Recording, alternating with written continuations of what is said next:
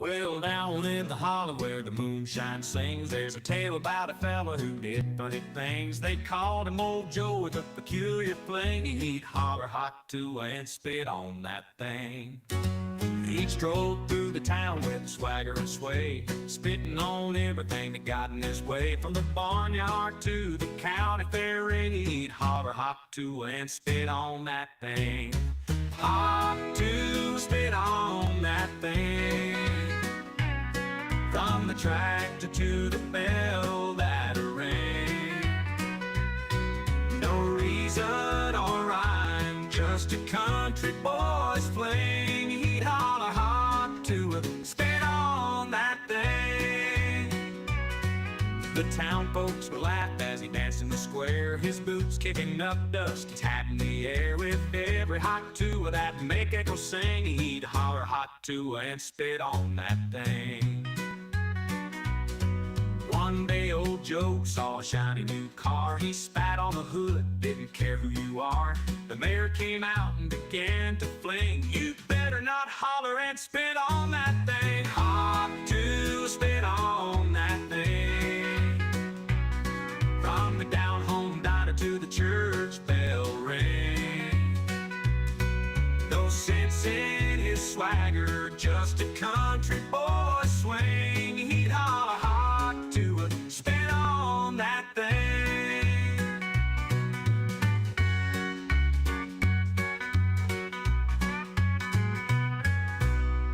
One day old Joe saw a shiny new car. He spat on the hood, didn't care who you are. The mayor came out and began to fling. You better not holler and spit on that thing.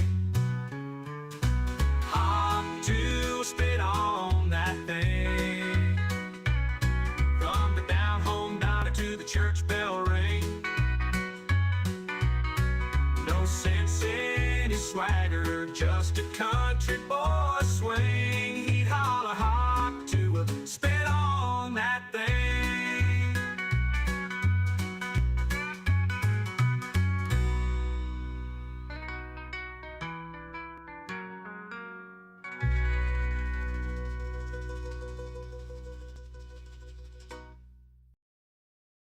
Button. Jones barbecue and foot massage. Jones barbecue and foot massage. Better come down here, get some of this shit. You like to eat. America loves to eat. So why not open up somewhere America can sit down, enjoy a meal, and get their feet rubbed? We'll fry anything you want for $5.99. As long as it's friable or edible, we're gonna make it deliciable. We will fry parts of the chicken you didn't even know was friable. The beak, the feathers, we'll fry candy bars. All that European stuff that you don't really normally eat, we'll bring it down here and fry it for you. Ask McDonald's to fry something other than what they normally fry. Guess what you're gonna get? Nothing. If it fits through the dough, I'll put it in the fryer. Hell, this is a dinosaur. All our meats are gently tenderized to their optimum deliciousness. We got fine dinosaur meats. Took my money, paid me pay child support. Come on down here and get you a slice. Once they get your social security number, it's over. Motivated. So friends, let's just decide you don't want no barbecue. Okay. Well, that's fine too. Why not let one of my foot specialists or myself perform our magic? Look at that, don't they look wonderful? If you really pay me enough, we'll massage your feet in any of these sauces also. Success is the rule down here at Jones. Good ass barbecue and foot massage. So go ahead and give me a call or find us on the worldwide internets at the new website. That's JONES, big ass truck rental storage.com/Jones. Good ass barbecue and foot massage.html. Excuse me, did you call number 52? Did you hear me call number 52? And there we go. Welcome to the show, everybody. A classic. So we It's a finally got a sponsor. yeah, it's going to be Big Ass Jones. I'm a fan.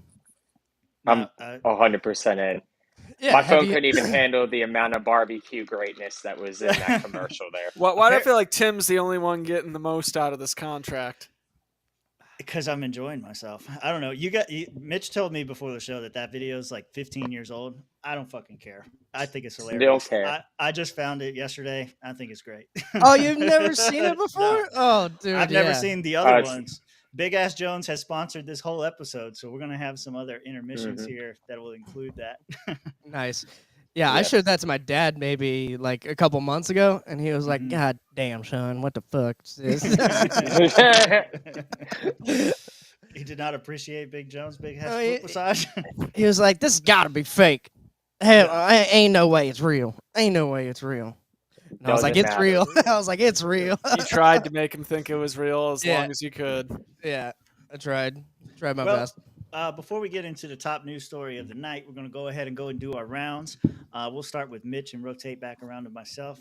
Mitch, what's on the menu tonight? Because I know you ain't drinking. I just got my little CBD vape here. All right. So Where's the gummy at? You gotta if you're gonna do this, you gotta have we gotta set up a rule for Mitch. what? One I got to gummy- wreck the regime. Yeah, you gotta get wrecked every night. I can confirm that Mitch said he devoured a gummy beforehand. Mm. As Sounds my like lawyer bullshit. Robert Vinson can attest. I'm not your lawyer. My not lawyer Robert Vinson can attest. Immediate no. Yeah, because when we No. go to Swamp Court for this Pocky chip, I'm not representing you. It's You're telling me I You're- need to you're find a deep. lawyer. yeah, Yeah, you need to you find better. The representation. Pocky chip is Okay. ready, Mitch. You better Alright. find good It's representation. so too, ready. Mitch. I'll It has your find the name best on it. comedian I can to come back at you. Mitch is gonna die. Probably. All right. Josh, what do you got? I am actually going the Mitch route tonight with the 2-hit minimum here, but I'm not going the bitch CBD route like Mitch is, shall Oh we yeah. say? Oh yeah. All right, cool. Keeping it all natural as well. That's right. Organic. There you go. Indeed. Rob, what do you got?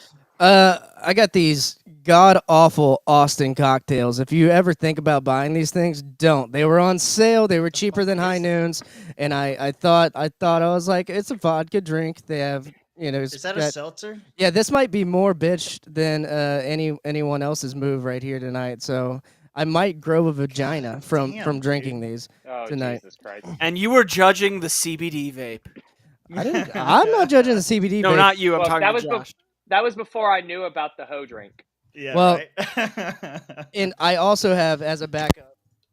Uh-oh. As a backup. Yeah, this bottle of My Lai. It's spelled similar to Javier Melee, so it's kind of Liberty vodka. It's Jason Why- Momoa's vodka Why do you keep calling it my lie? because the I is It's after not- the E. It's not Malay. It's not Malay. It's hard Malay. to see in there, but yeah. Yeah. Okay. So Yeah. slam that back. Whole bottle. Neck it. You can do this, Rob. Don't Visions don't of the dark don't hit me side. with the wet fart noise. Don't cough at me. I might have to do comedy tonight, and I'm not gonna walk on What? stage. You do like, have to do What? comedy tonight. That is your Like, role on that's the a- show. Yeah, All- but- right? like I might have to go somewhere and do it, all slamming the that more whole reason bottle. to be drunk as fuck. I'm gonna bust in the door like Jason Momoa's vodka is good. It's good. Ah! Let me tell jokes. I'm Aquaman. And just piss all over the stage. Well, Golden showers for everybody. I'm still drinking Bubba's BS, Bubba's burnt sugar whiskey. It's pretty fucking good. I actually like it a lot. It got like a little burnt flavor to it. Obviously burnt sugar whiskey, but pretty tasty. Mm. Is it mixed in there with the Coke right there? Is that? Yeah, that's Coke. Yeah, I have Mhm. Dr Pepper now. I gotta look and see. I was gonna say it's either Coke or Dr Pepper. Oh yeah, I like the dark colas. They're the better ones. They taste better. They got more history behind them. How do you feel about Mountain Dew, Tim? Oh, I love, dude. I don't even have it anymore. I knew had it. a little mini fridge. I knew I it. had a little mini fridge over here that was full of Mountain Dew. The problem with Mountain Dew is that there's not a lot of alcohol that you can mix it with other than vodka. Well, like- Mountain Dew like made for it was made technically for moonshine and whiskey. Yes, Mitch. Yeah. It was named after moonshine and Miss whiskey. That's what Mountain Dew is, Yep. but it wasn't But- made for it. It still it still pairs well with whiskey if you ever try it. I've done it. I mean, No, that's kind of what it was sold to me as was, Mm-hmm. the ultimate thing to mix with shine. Mm-hmm. I don't know. I've never heard that before, but That I'm was gonna try it actually- now. That was actually probably one of the first things that I got drunk off was Mountain moonshine. Dew. Yeah, Everclear and Mountain Dew. Yeah. Yeah. Yeah. Yeah. There's some hillbilly shit right there. God Well, damn, dude. It's Pensacola. We had Did a you kiss the raccoon? we had a bonfire going. Oh man, I kissed too many things that I'm not proud of that night. But Oh, Great. Rob was an animal. yeah, yeah, still am. Well, All right, all yeah, right. So I have Mert. not. So I didn't have. I try to, I try to put on a good show, and I do a lot of research, and sometimes I get bogged down in research, and so I haven't watched this video that we're about to watch yet, but it's going to break the news for us. So here we go. Taking a turn here, we're getting some breaking news now involving WikiLeaks founder Julian Assange and a plea deal with the DOJ. What more can you tell us? Yeah, that's right, Sam. This is breaking just within the past few minutes. But as we understand it, WikiLeaks founder Julian Assange plans to plead guilty as part of a plea deal and will serve time served. This will happen after he's served 5 years in prison. Now, Sam, court documents reveal that the plea deal was filed tonight in the U.S. District Court for the Northern Mariana Islands. That's a U.S. territory in the Pacific. Now, Assange was expected to make that appearance in court and be sentenced to 62 months with credit for time served in a British prison, meaning he would be free to return to Australia, where he is an Australian citizen. Now, the U.S. charges against Assange stem from one of the largest publications of classified information in American history that took place during the first term of Barack Obama's presidency.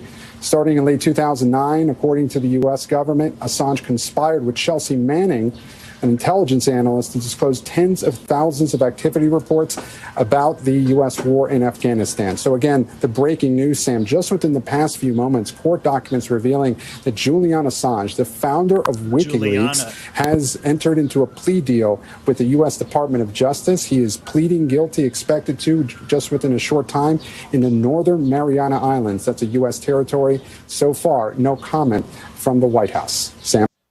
So yeah, that's the news. Assange is free. It's been a long fucking time coming, but the dude finally made it out.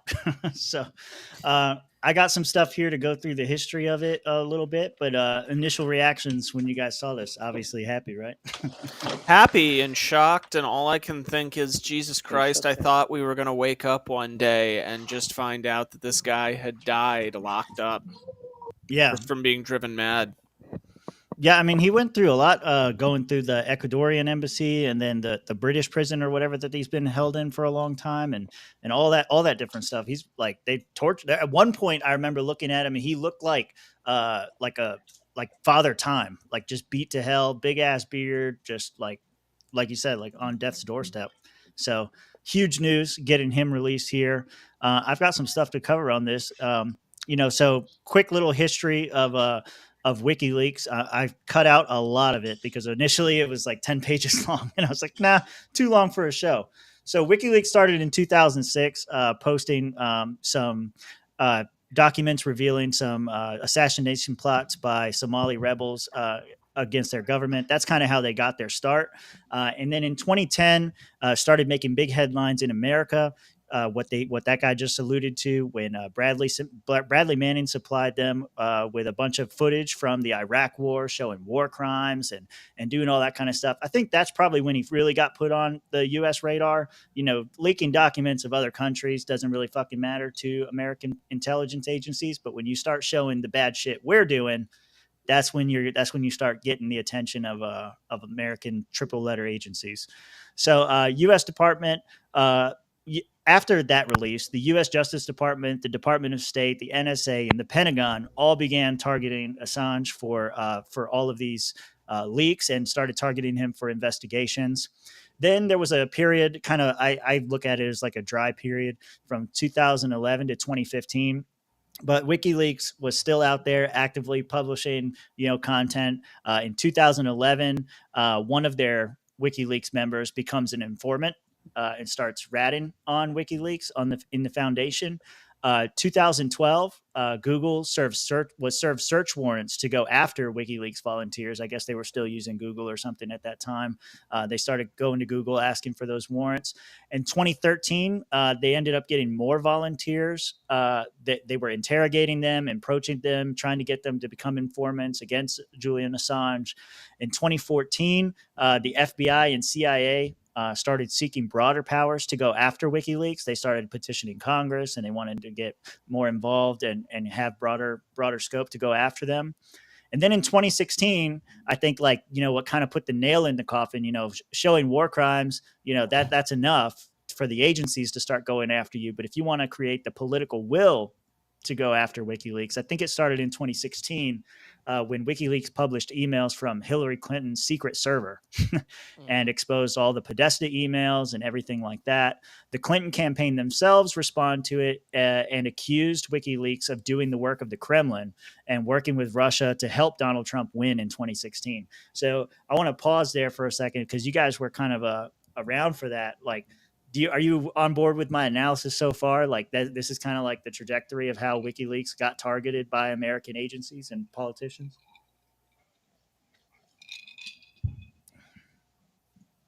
Hold on. Say it again, Josh. Yeah. I was gonna say, I like, oh yeah, absolutely. Like, I remember when Collateral Murder dropped in, I think it was like 2010, 09 maybe, and like that was where it was my first like introduction to WikiLeaks, and I was, pretty heinous war crimes for those of you who remember that video. Right. And then, to get to that point, yeah, like once the Hillary thing got busted in 2016, they were all over Assange because now it wasn't just war crimes that, any soldier who was there at the time could have told you were going on. But I mean, now you're talking about some deep state, like drain the swamp type shit. Right. Anybody else want to jump in before I continue with my timeline? No, keep going. Curious to see what you have to say. Yeah. I'll save it to the end. Okay. All right, cool. So in 2017, prosecutors began drafting a memo that considered charging members of WikiLeaks with conspiracy. This is after Hillary Clinton lost the election to Donald Trump. Prosecutors began drafting memo, considered charging members of WikiLeaks with conspiracy, theft of government property, and espionage. So this is the first time that I saw that espionage actually came up as a charge. And that was the charge he pled guilty to. Before he pled guilty, it was 17 charges of espionage. During this period of time, the great Mike Pompeo called WikiLeaks a non-state hostile intelligence service and further insinuated that there was an insidious relationship with Russia, saying that, basically parroting what Hillary Clinton said, that this was another arm of the Russian government and they were just going after this because they wanted Trump. And so I'm pretty sure, you guys can correct me if I'm wrong because I didn't look this up, but I'm pretty sure Pompeo was put in office by Donald Trump. Like, he was appointed by Trump. So this is another example of a Trump appointee going rogue, let's say, and turning on him. Yeah, he was. Yeah. Okay, good. So Yahoo News actually later reported shortly after Mike Pompeo made those comments, Yahoo News ended up breaking a story that the CIA considered kidnapping and assassinating Julian Assange and was harassing other members of WikiLeaks. When Pompeo was confronted about this, he didn't actually deny it. What he said was that those agents who spoke to Yahoo News reporters should actually be prosecuted for revealing methods and sources. And they were basically guilty of the same kind of stuff that Julian Assange was.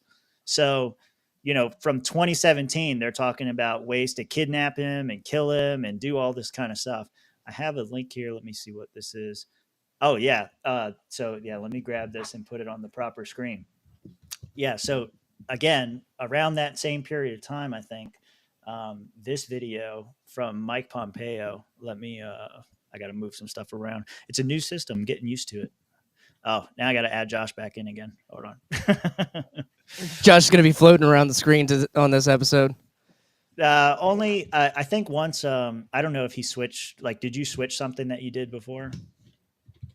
No, I just restarted all of my apps because this thing was just not handling it well. Yeah, and it doesn't like this, but that's okay. 1632, 432. See, I made it easy so we could do this quickly. Whose titties are above you, though? That's his titties. That's his titties also? Yeah, throw up like a gang sign or something. It'll show up. Oh, okay. Yeah. Oh see? shit! All right. Yeah, it's something to do with Let's his go. camera, but All right. it's a new system. It's a new game. Anyway, this is Mike Pompeo. Giving a speech. I believe he's at what's that famous military school? West Point. I believe he's at West Point Yeah. giving this speech. But listen to what he USMA. says here. What's that? USMA. Okay. When I was a cadet, what's the there it cadet is, motto at West Point? You will not lie, cheat, or steal, or tolerate those who do. I was the CIA director. We lied, we cheated, we stole. It's it's a big joke. We had entire training courses. And everybody there cheering. Yeah. It reminds you of the glory of the American experiment. Oh yeah, that's what it reminds me of. Yeah, Does it remind me? Viva la Raza. Yeah. So anyway, these were the type of comments that Mike Pompeo was making, just generally about CIA practices, and then specifically with respect to Assange and WikiLeaks. He wanted to kidnap and kill them. So, and he wasn't above using unscrupulous means to do so. Well, are we going to get to what Hillary Clinton said? Oh, you can tell me. No, I don't have that in here.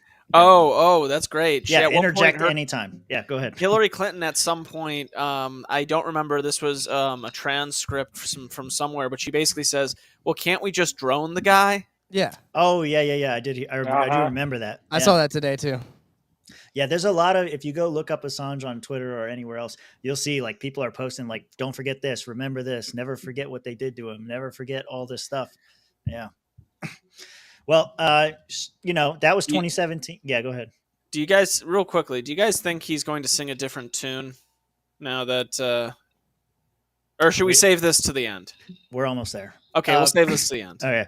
So 2019, Congress repeats the language stated, but it's kind of funny. In 2017, just to recap real quick, because we talked about a couple of things, Mike Pompeo called WikiLeaks a non-state hostile intelligence service. 2019, Congress repeats that exact language, designates WikiLeaks as a non-state hostile intelligence service and often abetted by state actors. And that language was put into the NDAA of 2020, which allowed the CIA to proceed without presidential or congressional approval. So that was a huge turning point in the whole anti-WikiLeaks operation in 2019. Basically, Congress came in and said, these people are such a threat to our democracy or whatever, because again, this is during the Trump era. So they just lost to Hillary. This is during the Russia stuff. And they designated WikiLeaks as a state actor or being aided by state actors. And they allowed the CIA to go after them without any kind of oversight or any kind of approvals from anyone. That same year, Julian Assange is charged with conspiracy to receive national defense information, obtaining national defense information, disclosure of national defense information, and conspiracy to commit computer intrusion. So there's a lot more to the story. Everything regarding his sexual assault allegations, his time in Ecuador, the time in the British prisons, fighting extradition charges most recently, all that kind of stuff. Current day, obviously, it's a good thing that he's free, but in today's political climate, you can't help but wonder why now? Why did they release him now? There's people that are speculating that this is in response to Trump, saying that Trump is talking about freeing Albrecht and Assange and all these people, and so this was a move by Biden. I don't know if that's completely accurate. Where you guys stand on that? And we'll get to the other stuff, Mitch. I'm getting there. I had my ass wiped today. Who are we talking? Assange? That's what I'm thinking. He's He's too dumb, but yeah. I don't know. What do y'all think? I mean, it's definitely something to be taken into account on the matter. There's also the thought, as I saw Tim Pool bring up on his show, that this could be Biden's thinking, like, listen, let's just cut a deal now so that Trump doesn't come in and get more out of it. Yeah. Yeah, I mean, I think with us pressuring Trump to free Ross at the convention, I definitely think we kind of had a little bit of a hand in it. I think people were already talking about it for a while, though.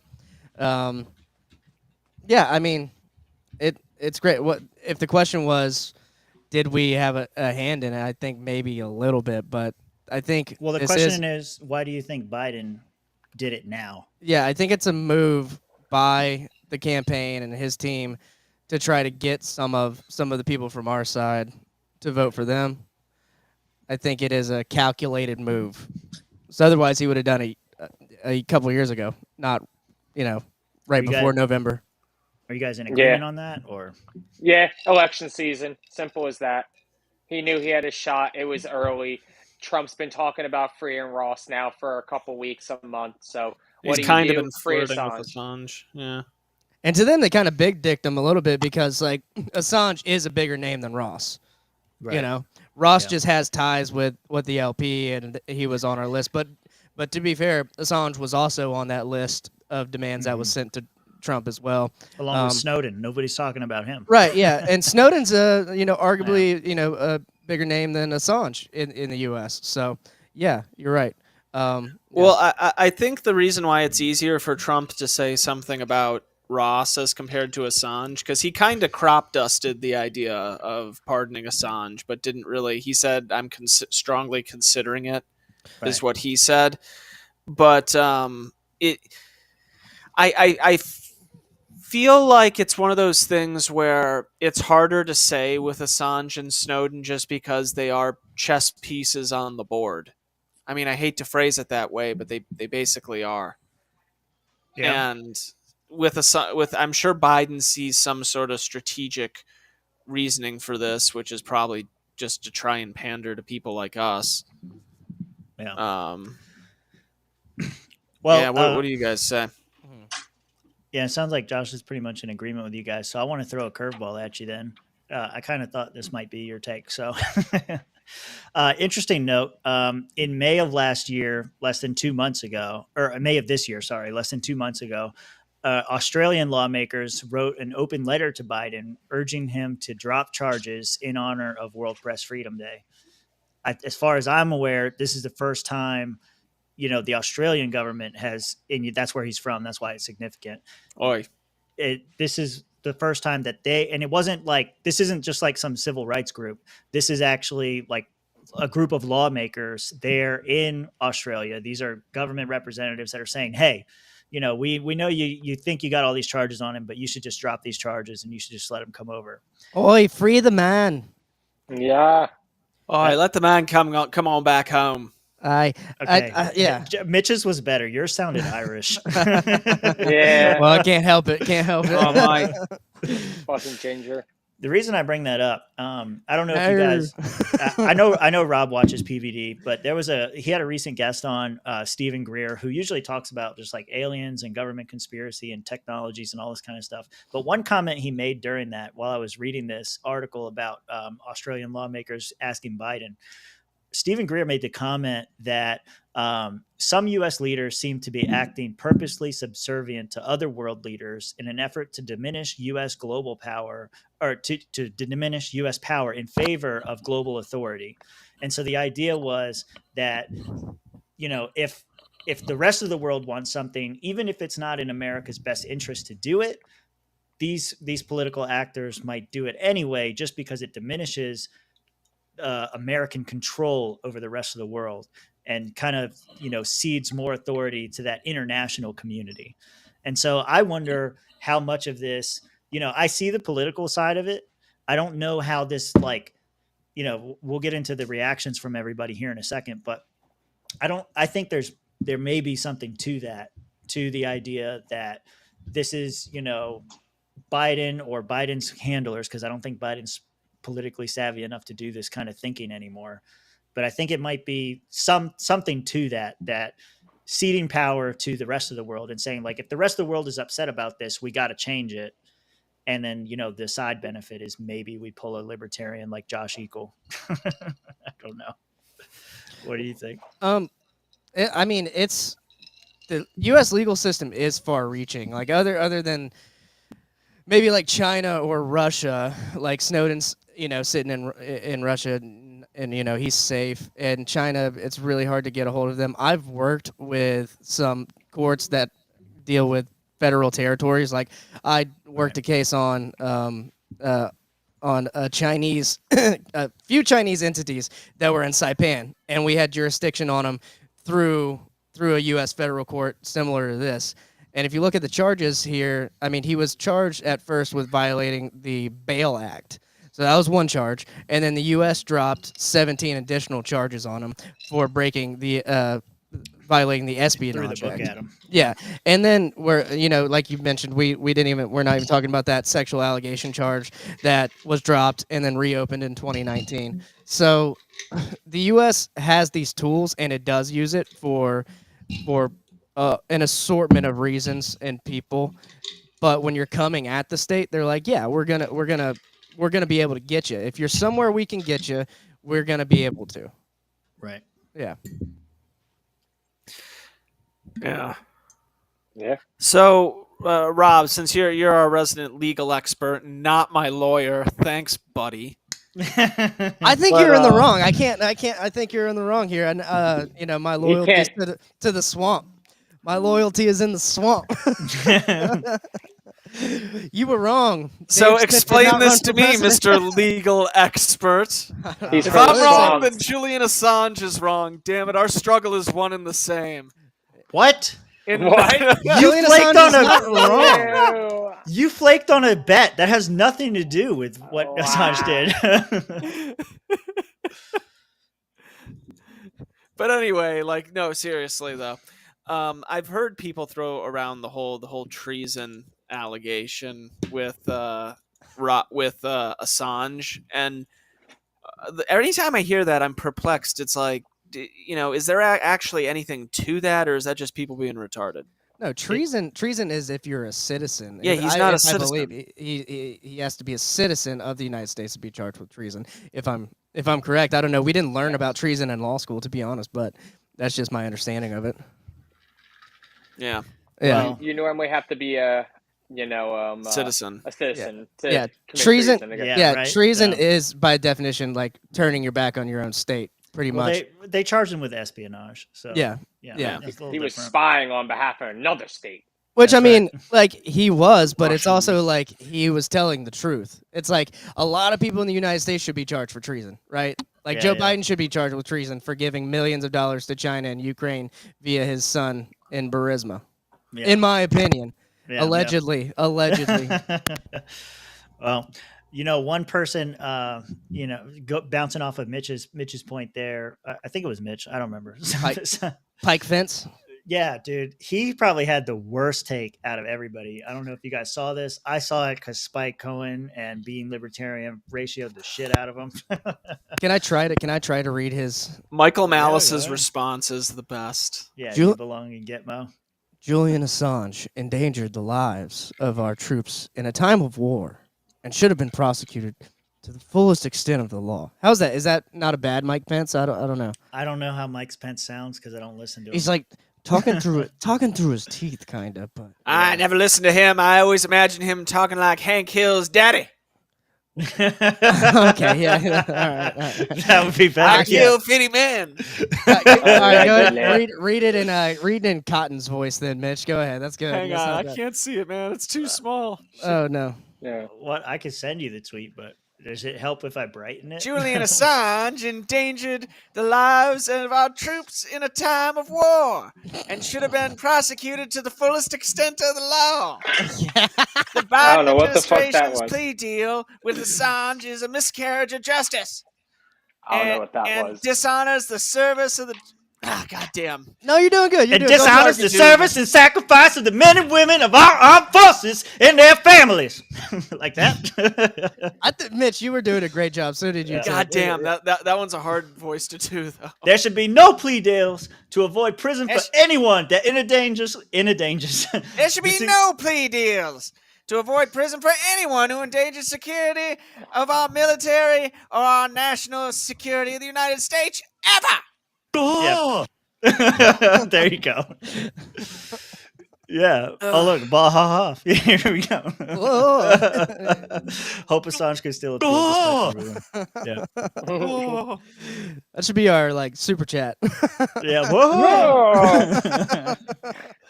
Yeah, he probably had the worst fucking take over this thing. He basically says we can't. It's a miscarriage of justice because he's insulting the people that serve in the U.S. military. What? No, they're committing war crimes out there. Right. Do you, Right. do you like defend the rapist and just say like, no, they're painting him as a fat man. He's not a fat man. Just like, He's no, not tubby. he's a fucking rapist. That's the goddamn problem. Mm-hmm. Anyway, that was probably one of the worst takes, but there were a whole bunch of other good takes. Something that RFK brought up. Julian Assange stuck a plea deal, and do not do the voice, Mitch. Julian Assange stuck a plea deal. The bad news is that he had to plead guilty to conspiracy to obtain and disclose national defense information, which means the U.S. security state succeeded in criminalizing another journalist and extending their jurisdiction to globally to non-citizens. So I think that was a really good point. Mhm. I don't know if y'all caught that one. Rand Paul actually said something similar. He said, I'm relieved that Assange is finally free and reunited with his family after years of wrongful prosecution. Yet this plea deal sets a dangerous precedent, criminalizing journalism and damaging our First Amendment rights. The land of the free can and must do better. Yeah. So kind of milquetoast, but kind of pointing out the same kind of stuff. It's super milquetoast. I mean, so our Constitution has checks and balances, right? You know, with judicial, legislative, executive branches. Another check and balance on government is the press. That's not in our Constitution. It's in some countries' constitutions. Like in Thailand, they although they've had multiple constitutions, like a lot in the last 100 years, their newest constitution has a spot in there for the freedom of the press. So that's one thing. Another thing is war crimes are, it's signed into international law. We are a signatory to that body of international law. And then here's how international law works. If you're a signatory, that's something to point at your country and say, hey, you did violate international law. And another thing to point at is if you ratify it as a country. We ratified the War Crimes Act in 1996 in the U.S. So we are in violation of our own law and also international law. And I'm hearing a little bit of an echo on my end, but if I don't know where that's coming from, that's fine. I'm not hearing it, so I'm No such echo here. All right, cool. Yep. So that's just my take on it. Like we're encouraging press to do like Sinclair Media Group and parrot throughout the whole country that this is dangerous to our democracy. That we're just fomenting that movement going forward and not real journalism. Yeah, I think there one other person that had a much better take, I think, who consistently proves to be better than Rand Paul is Thomas Massey. Thomas Massey tweeted right after his plane landed and said, his liberation is great news, but it's a travesty that he's already spent so much time in jail. Obama, Trump, and Biden should have never pursued this prosecution. Pardon Snowden and free Ross now. So pointing out that the last 3 administrations have all had a hand in continuing this persecution of WikiLeaks. Donald Trump, I was looking for his comments on it, on the release. I hadn't found any. I guess he's neglected to comment so far. Nothing We'll on see. Truth Social? No, not even. No, like his Truth Social stuff, like the last couple posts are about like campaign stops and like random shit like that. Like he's remarkably silent, as we'll see another group is silent on something else. But yeah. Tangent here. Should the swamp creatures be on Truth Social? Should we just wreak havoc on Truth Social? Listen, I'm not focusing I'm on 4 different platforms. I've right gone now. on. I understand. I'm just saying. There's I'm just nothing saying. of value. Listen, we could go to Mines and get more than what we could from Truth Social. You think so? Right. Okay. All right. I genuinely think so. I just want to go and troll. We could go to Gab and get more than Truth Social. Yeah. Look, I'm not against it. You should be everywhere you want to be, but I don't have time for that shit. So if you want to do it, you do it. That's how I feel. That's fine. What? But no, I think it was a solid point, pointing out that the last 3 administrations, including Trump, and when I was trying to find comments about Trump on Julian Assange, I think actually Maddow actually had the best point. She pointed out, like, when Julian Assange was leaking the Clinton emails, he was calling Assange a hero and was saying how grateful he was to WikiLeaks. But then shortly after his election, people were asking him, well, why won't you pardon him? Why won't you let him go or whatever? He's like, I don't even know who that is. Who the fuck is that person? Yeah. And now, now I'm interested to see what he says now. And when people point out, like, because if he comes out Well- against it, it's immediate bad news, right? If Well, he comes out, did you see what he said in Tim Pool's interview with him? yeah, he said that they were going to strongly investigate it. I think I had that quote. Yeah, in he said he here. was strongly considering it. Wasn't that the Yeah. the thing? The quote I have, that was one of my last notes. He said, haven't seen many recent comments from Trump on this. During the LP convention, he told Tim Pool that he would strongly consider a pardon for Assange. I pointed out Trump had 4 years to pardon Assange, and Joe Biden takes all the credit.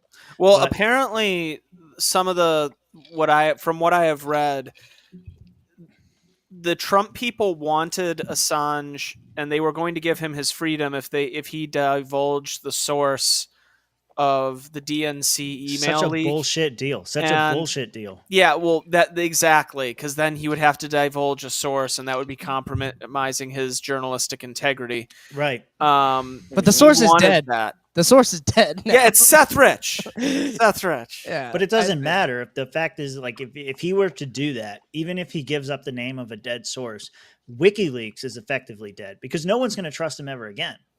If he was to give up one source, that's it. Like, WikiLeaks doesn't get any more information because Julian Assange can't be trusted to not reveal sources. I don't know. Frame it like this: you say you release the source in a way that says Hillary Clinton killed Seth Rich because she fucking did, in my opinion. Like, he died in a fiery car crash. He was going over like what? Yeah, you're trying to work out a way to get around this bullshit. 100. It's not getting around. It's also. Wait, was he a breaking a new fiery car story. crash, or was he the one who got shot with two gunshots to the back of the head? Seth Rich was the guy's car that went out of control. Okay, Yeah. I'm thinking of a different one then. It was in like it was like going 120 miles an hour or something crazy. Yeah, like the that. engine flew like 200 yards away from the car or some shit like that.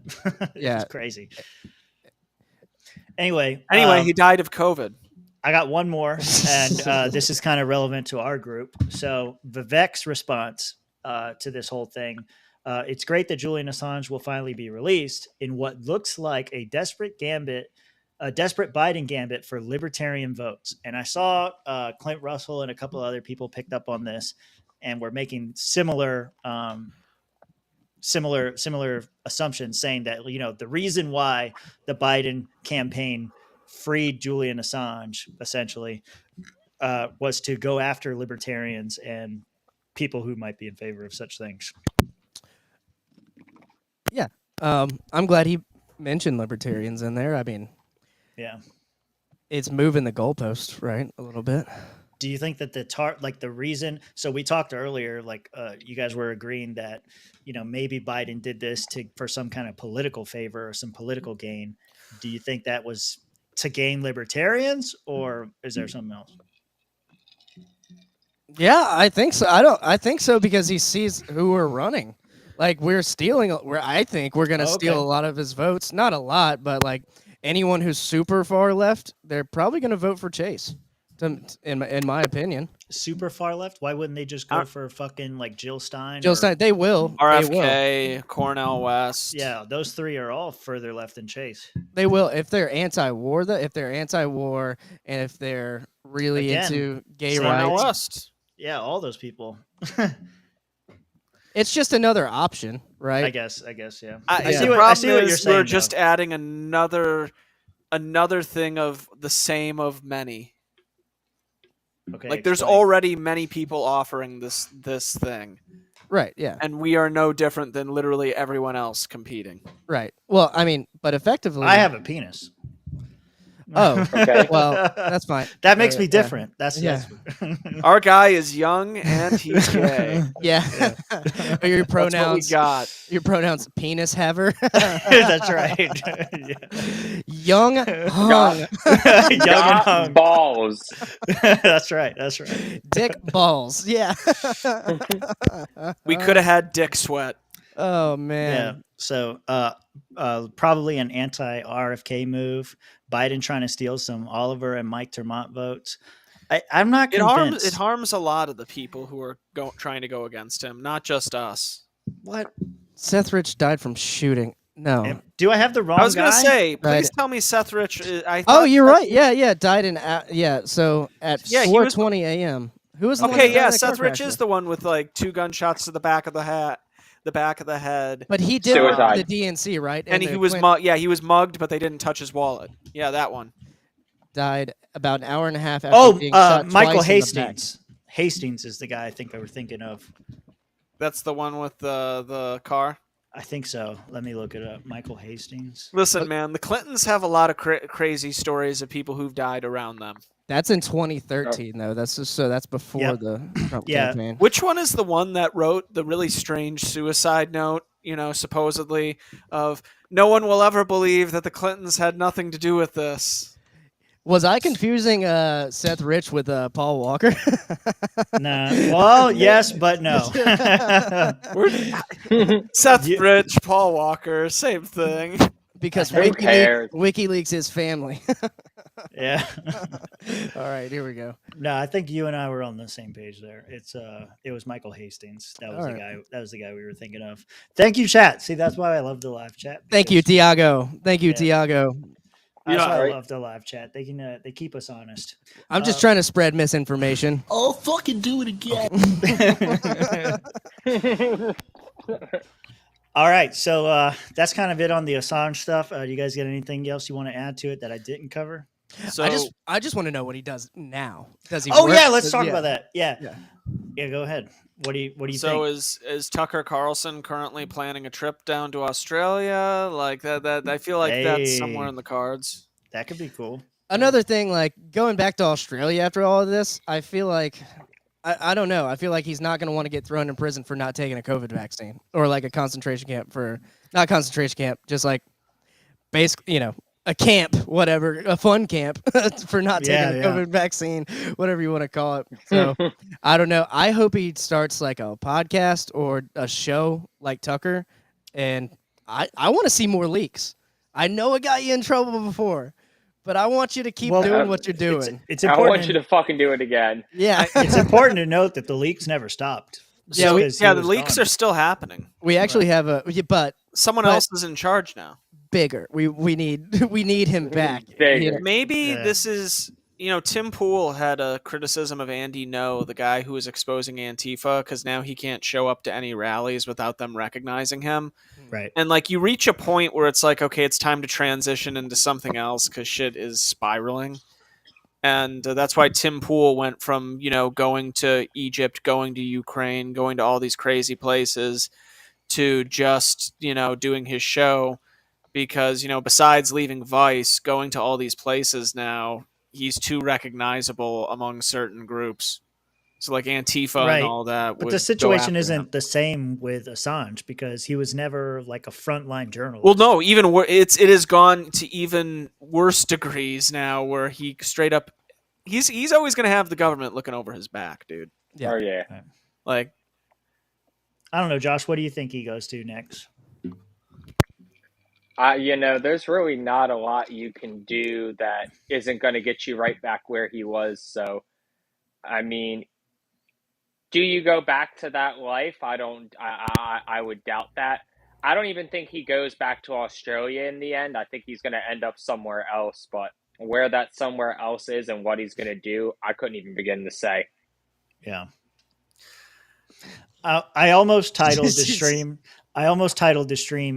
Julian Assange Dead Man Walking because like that's kind of where I think his future might lie. The CIA has already talked about kidnapping him and killing him, and you have these neocons that are very hell bent on the whole thing. It would not be a good look politically, obviously, if anybody did it now because public support is so much in favor of Assange. But it's not hard to imagine that Julian Assange goes back to what he was doing before, participates in WikiLeaks and reveals some information about, I don't know, the war in Ukraine, the war in Israel, any of these kind of current conflicts that are going on. And they say, you know what? You're a fucking anti-Semite, a label that they've already put on him in the past, by the way. And we're just going to get rid of you. Yeah. So I'd be worried about that. well, I mean, I'm honestly, super worried about that. Part of Watch me out for the wonders if they'll Mossad. strike now. What's that? I said, watch out for the Mossad. What'd you say, Mitch?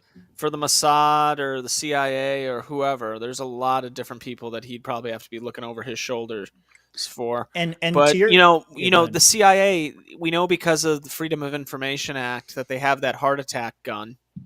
You know about that? Uh-huh. Oh yeah, I know about Yeah, that. as that gun Yeah. shoots like the little ice bullet with the thing that Yeah. makes you have a heart attack. Like, there's nothing stopping them from using that on him as we speak. Right. Yeah. Yeah. I mean, Oh no, he happened to have a heart attack while going back to Australia. Oh, how Well, tragic. and to y'all's point about Australia, like I know he wants to go home and that's where he's from and all that kind of stuff, and that's why. But talk about like one of the worst places you could go for freedom. For Like, for Oh, a yeah. journalist, yeah. yeah, They door knock. If you post something on social media, they'll door knock you for bad behavior, right? Right. Well, that's where It's part of me insane. is like, I know it's a long shot and it would literally be living in the belly of the beast. Give the man Florida asylum. Us Florida nationalists got to support it. He's not safe in the U.S., dude. In the Yeah. nation of Yeah. Florida. it'd be, I don't know, it'd be safer than Australia, I think, because the CIA could operate internationally. If they were caught operating domestically, it'd be a higher Well, another risk. thing, The threat with is the same. Yeah. the United States is very spread out too. Even then, I wouldn't say Florida. You know what I mean? Maybe that isn't the best place to think of, just because of how Send populated to it is. Chicago. What could possibly go wrong? Oh no, he died. He died by two Trump supporters at Well, 3 in hey, the morning. I was after thinking leaving Subway. I was thinking a gang shooting. This is in MAGA Chicago. country. yeah. Yeah.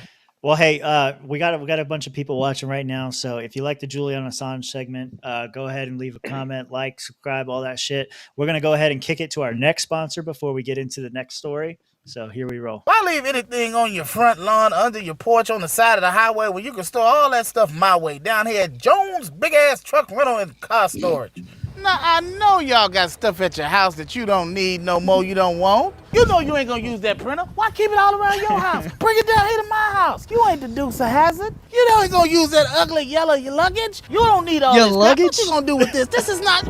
What's that in my garbage? yard. I don't care. I'll store this motorcycle in that van for you for $10.99 a month. You got old tires. They charge you $3 for that old tire. You can rent a truck. You can store a car. They don't care. Bring it on down here. You ain't got to put that old tire for $3. For less than that. Hell, for you, for $3 they gonna charge you. I do it down here for $1.50 down here at Jones Big Ass Truck Rental and Storage Facility. Now, friends, you may ask yourself, Now, friends. why in the hell can he store this stuff for such a cheap price? This in a box, mark it for you, put it away, seal it. The fact of the matter is, I'm pretty drunk right now and store it. Get that down. And this is a drunk discount sale down here at Jones Big Ass Truck Rental and Car Facility. You got an elephant, I got space. Send me smoke signals. You got weed, and I'll store anything you want. Go ahead and give me a call or find me on them internets at www.jonesbigasstruckrentalandstorage.com. That's JONES Big Ass Truck Rentals and Storage.com. This is a bus. You know how big a bus is? Well, it's nice to see his But- business has been expanding. Oh, it's so great. I love it. And if you ever want to see real sponsors, just subscribe to the podcast so we can get to That's 500. a real sponsor. I'm in Or, favor of hit us Big up Ass if you wanna Jones. be- That's a want us to motherfucker sponsor. That's a motherfucking real sponsor. What are you talking about? Yeah, Big Ass Jones. You ain't never heard of Big him? ass Jones. You're just mad because you Tim's didn't get getting the best sponsor, Rob. barbecue and foot massage. Oh hell yeah. Oh, no. Yeah, man. No, I love it. I don't care if it's old. I'm gonna keep watching. Oh, sorry. I don't care if it's old. only y'all heard that. That's fine. I'm trying to put the next story up so we can get on into it. Let me pull this off here. Get on down. Get on down to Big Ass Jones. I actually I tweeted about this, at least the first part during the week when it happened. This is crazy. Oh, yeah. All right. So, no, that's not it either. Okay, yeah, we are on the Russia thing. I had it right. World War III is getting ready to go nuclear, boys, and let me explain why. So, the Biden administration about a month ago. Let me make sure I got that right. Let me pull my notes over here so I can keep track.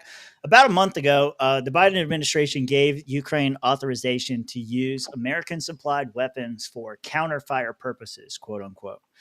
Against Russian forces attacking or preparing to attack them. they stressed that the administration's policy would not allow the use of long range strikes inside of Russia, and said that that policy had not changed. Um, but Ukraine obviously urged the U.S. and other allies to allow them to go further.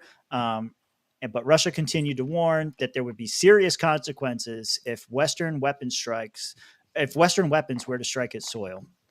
At the time, this, like I said, this was about a month ago. Secretary of State Anthony Blinken seemed to indicate that it could be a possibility in the future, noting that the U.S. has already adapted and adjusted to the current strategy in Ukraine and will continue to do so. Interesting note about this is when this story broke that the policy had changed, the Defense Department initially denied that there was any policy change. And then Politico ended up releasing a story and saying, no, like, here's our sources, here's what happened. And then later they came out and said, oh, yeah, we actually did that. But it's important to know that, we didn't authorize strikes within Ukraine.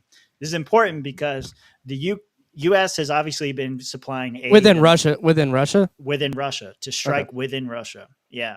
And so that's the distinction, right? And so this story about a month ago is talking about a change in the Biden policy where they said, yes, you can strike Russian troops and Russian military infrastructure within Russia as long as it's a credible threat or they're coming towards you or whatever. It's kind of like a preemptive strike, right? He authorized that. But they said that, like, you can't go deeper into Russia. You can't bomb Moscow, for example. You can't do something like that. That was the distinction that they tried to make. Well, about a week later, let me pull it up here. About a week later, this was the headline: Ukraine strikes into Russia with U.S. weapons for first time. So in this story here, again, the U.S. State Department tried to clarify that the admitted policy is that this reversal was only partial, allowing for strikes in Russia from Kharkiv, and where Russian forces are pressing forward in a major offensive. Ukraine is allegedly prohibited from using American-supplied weapons or long-range artillery to hit Russia, and further prohibited hitting any sort of civilian infrastructure. Now, the language that I put in my own notes was on purpose: the admitted policy, the alleged policy, because again, from the last story, they initially denied it, even up to an hour before the story was released. And it wasn't until after the story came out that they said, yeah, that's what we did. So in this story, Ukraine struck Russia repeatedly. Ukraine has struck Russia repeatedly throughout the war. But until now, this was the first time that American weapons were used in the strike. Typically, American aid has been like, health aid or just data, intelligence, that kind of stuff. In this particular case, they used they used American missiles. And the examples that are laid out in the article, they talk about how Ukraine's technology, military capabilities are mainly reliant on like drone strikes and more conventional warfare, not necessarily, American missiles. So we certainly have seen the fact that weapons arriving on the battlefield have made a difference, and we hope they will continue to do so. And ultimately, it will allow Ukraine to not just hold the line, but push back against Russian forces. This was Anthony Blinken and some of the U.S. national security advisors asked if these weapons were making a difference. Not only are they making a difference, allegedly, but they're also, hoping to push back on Russia. In response to this attack, Putin said that Russia could deploy missiles within striking distance of the West if they allowed Ukraine to strike even deeper into Russia with long-range weapons. And he was basically hinting at a nuclear strike. And so I have another article here that was going into some of that. So yeah, Putin says Russia could deploy missiles within striking distance of the West. Now, again, this is June 5th. So this is, about 20 days ago. So shortly after that, what did we see? Nuclear submarines outside Florida. It was around that, shortly after that started happening. So, and all of this is building up to current news, but I'm trying to give some backlog because we haven't really covered the story lately on the show. But the nuclear doctrine, Putin told reporters that that the West was wrong to assume that Russia would never use nuclear weapons, and said that the Kremlin's nuclear doctrine should not be taken lightly. So I looked into some more of that. The nuclear doctrine currently states that it may use nuclear weapons in response to a nuclear attack, or if there's a conventional attack that poses an existential threat. This story kind of flashing forward for a second, says that Russia is updating its nuclear doctrine to be more in line with current realities. That policy is currently being revised by Russia to bring the doctrine into line with current realities. Putin citing new elements, in particular, explosive nuclear devices of extremely low power that are currently being developed. So Russia has said after this other attack that we looked at from June 5th, said, hey, don't, we're being serious. We will use nuclear capabilities if necessary. Our nuclear doctrine, as they refer to it, is still in place, and we fucking mean it.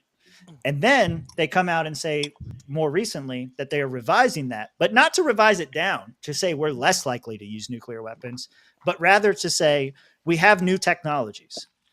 These can be, surgical nuclear strikes. These could be tactical nuclear devices. These could be something that's more low power, maybe not Hiroshima, Nagasaki, and all that shit. But, maybe we put some shit in a briefcase and drop it off at a subway or something, whatever. They're being more direct in their threats as of recently. Mm-hmm. So that was kind of the situation. And then about a week ago, we had this story break. That's not it. Oh no, I lost the whole thing. That's not what I wanted to do. Nothing from the dear leader. Oh yeah, we are going to get to the dear leader. Dear reader. Oh, okay. Actually, yeah, that was right. Hold on. Let me. Now I got to reopen it. Hold on. Sorry, people. Isn't that China or Japan? I don't know. Okay, or Japan. That's racist, is what it is. So anyway, so Russia. So about a week ago, Russia and North Korea. It is for our dear leader. That actually is important first. Russia and North Korea signed a mutual defense pact, strengthening their alliance. The historic significance of this. This was Putin's first visit to North Korea. I think the actual time was 24 years, but I put over 20 years. The alliance overhauls Russia's entire post-Soviet strategy with regard to North Korea. North Korea currently has a defense treaty with China, but it does not have an active military collaboration with Beijing like it does with Russia. So that's kind of the significance of this. There's a mutual defense pact. If one country is attacked, the other is supposed to come to their aid. But also there's a military collaboration component that's really got some people worried. At the start of their summit, Kim expressed unconditional support for, quote, all of Russia's policies, including a full support and firm alliance for Putin's war in Ukraine. So Kim Jong-un kind of indicating like we're all in. We're all in for Russia and their fight in Ukraine. Mm-hmm. So multiple concerns arose from this. Putin has made comments during this summit supporting North Korea's right to arm themselves and could supply Kim with even greater capabilities or even use them as a proxy to launch attacks or to do whatever. The big threat with North Korea, they're one of the only countries active right now that are actively testing nuclear weapons and developing not developing new capabilities, but they're the only ones that are openly testing them and trying out different things. Well, Russia already has those capabilities. And now that they have this military alliance, it's not a far stretch to say that Putin could give up a couple missiles and say, hey, as a gesture of goodwill, or, we understand the West is coming after you as well. We want you to be prepared. Here's a couple of nukes. Yeah, or the hypersonic missile technology that Russia developed first, right? Which we've even seen when Iran struck in Israel, it struck one of their most heavily guarded bases, and they had a couple cluster missiles that got through. And so if that can get through the Iron Dome, Imagine what this new technology can do. That wasn't the old technology. That was technology that we knew about. And we supply the weapons to Israel, right? Like Israel's got all of our shit. So I have to deal with this all the time. I talk to like my dad or people who are like really gung ho about like how good our military is. Even the Republicans and Donald Trump were like begging for more funding for updating our military nuclear arsenal and systems. There's a reason for that. I think we're probably behind the times, and I wouldn't take a chance on at least one of those clusters once it releases getting through any kind of system we have. Have you seen any kind of defense systems on military? Like I don't know what we have in Pensacola. I'm not on the bases and stuff like that, but Florida is the spot where Russia would look at, and North Korea would probably look at like Hawaii or something like that if they were to attack in tandem. Yeah, I don't know. I don't know about that. I'm sure that we have some capabilities, but I'm also sure that the U.S. government, along with every other government, has technologies that we're not even aware of. Oh yeah. That can do all kinds of crazy shit. Right. Will this be the war where we finally see the human-made UFOs? Oh yeah, for sure. This Oh, would be for this sure. would be it. Yeah. I mean, because you're not going to want to lose, right? So you kind of have to. Yeah. Yeah, you definitely don't want to lose. And, But like, and don't tell your enemy that those are yours. You know what I mean? Like psychological warfare to fuck with them as well. Yeah. Yeah. And then the aliens invaded. Exactly. Yeah, so I mean, Josh knows what's up. And then you got Project Blueprint people who are like Blue this is Beam. it. This Blue Beam. Yeah. Yep. This is it. Yeah. Here they come.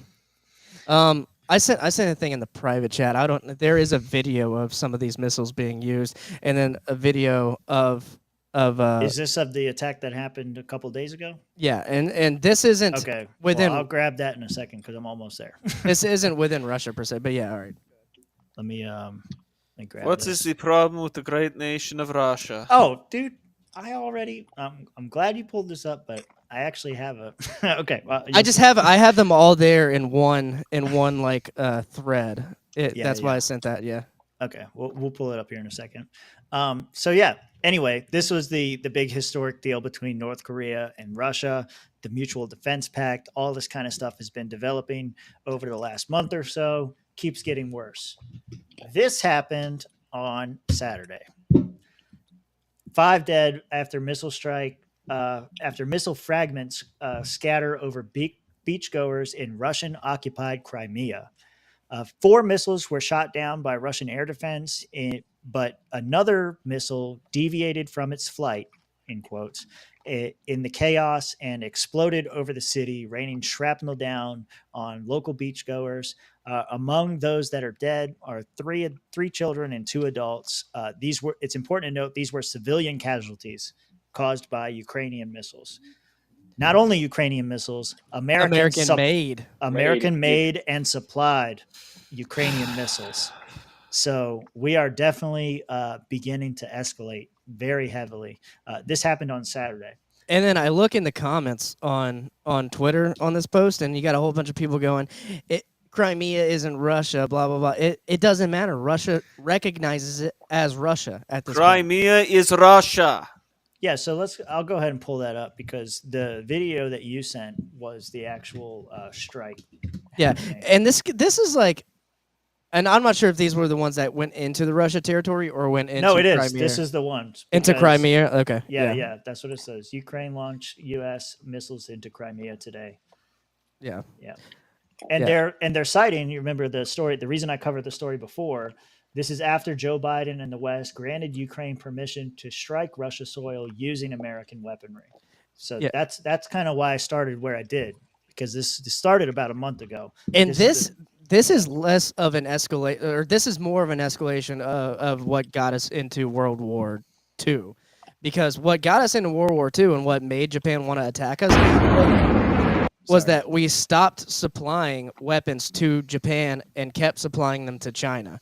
So we were doing both sides. We're giving them to Japan and China, and then we provoked Japan by saying we're not going to give any more to you, and we're going to help China out against you. Well, this is us actively using our weapons here. Didn't we also cut off their oil? Yeah, we cut off a lot of trade. We cut off a lot of trade, and argument there. Who destroyed the Russian pipeline? who destroyed that. Russia's like, it's not us, and we're like, Russia, you destroyed your own pipeline to do a false flag. So cut off some oil as well. You said there were more in this thread. Is there something else in here? That I posted. I replied to it. Oh. Oh, okay. This I is replied the- to my that's- own. that's yeah. the original. Yeah, I just kind of did it. Yeah. Yeah, That's the 3 dead CNN children. article. Yeah, that's what I was saying before. And then the dead, videos below. 3 dead children. Oh. Oh, that's them at the beach. That is them at the beach, yeah. Так, вон, ранний только что был прилет. Только что вон, бегут раненых несут. Пострадали, люди пострадали. This is the aftermath. Yeah. They're trying to pick them Складывают, сейчас up. будут увозить. Это Севастополь, Устюевка.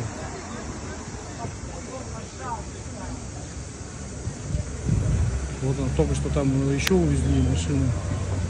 Fucking Там crazy. бегут. Мы туда не пойдем, потому что, чтобы никому не мешаться. I thought there was Дима more. тоже там был. Вот он, только If you что. go back to this very start, you can hear the missile coming in a little bit better. Oh yeah.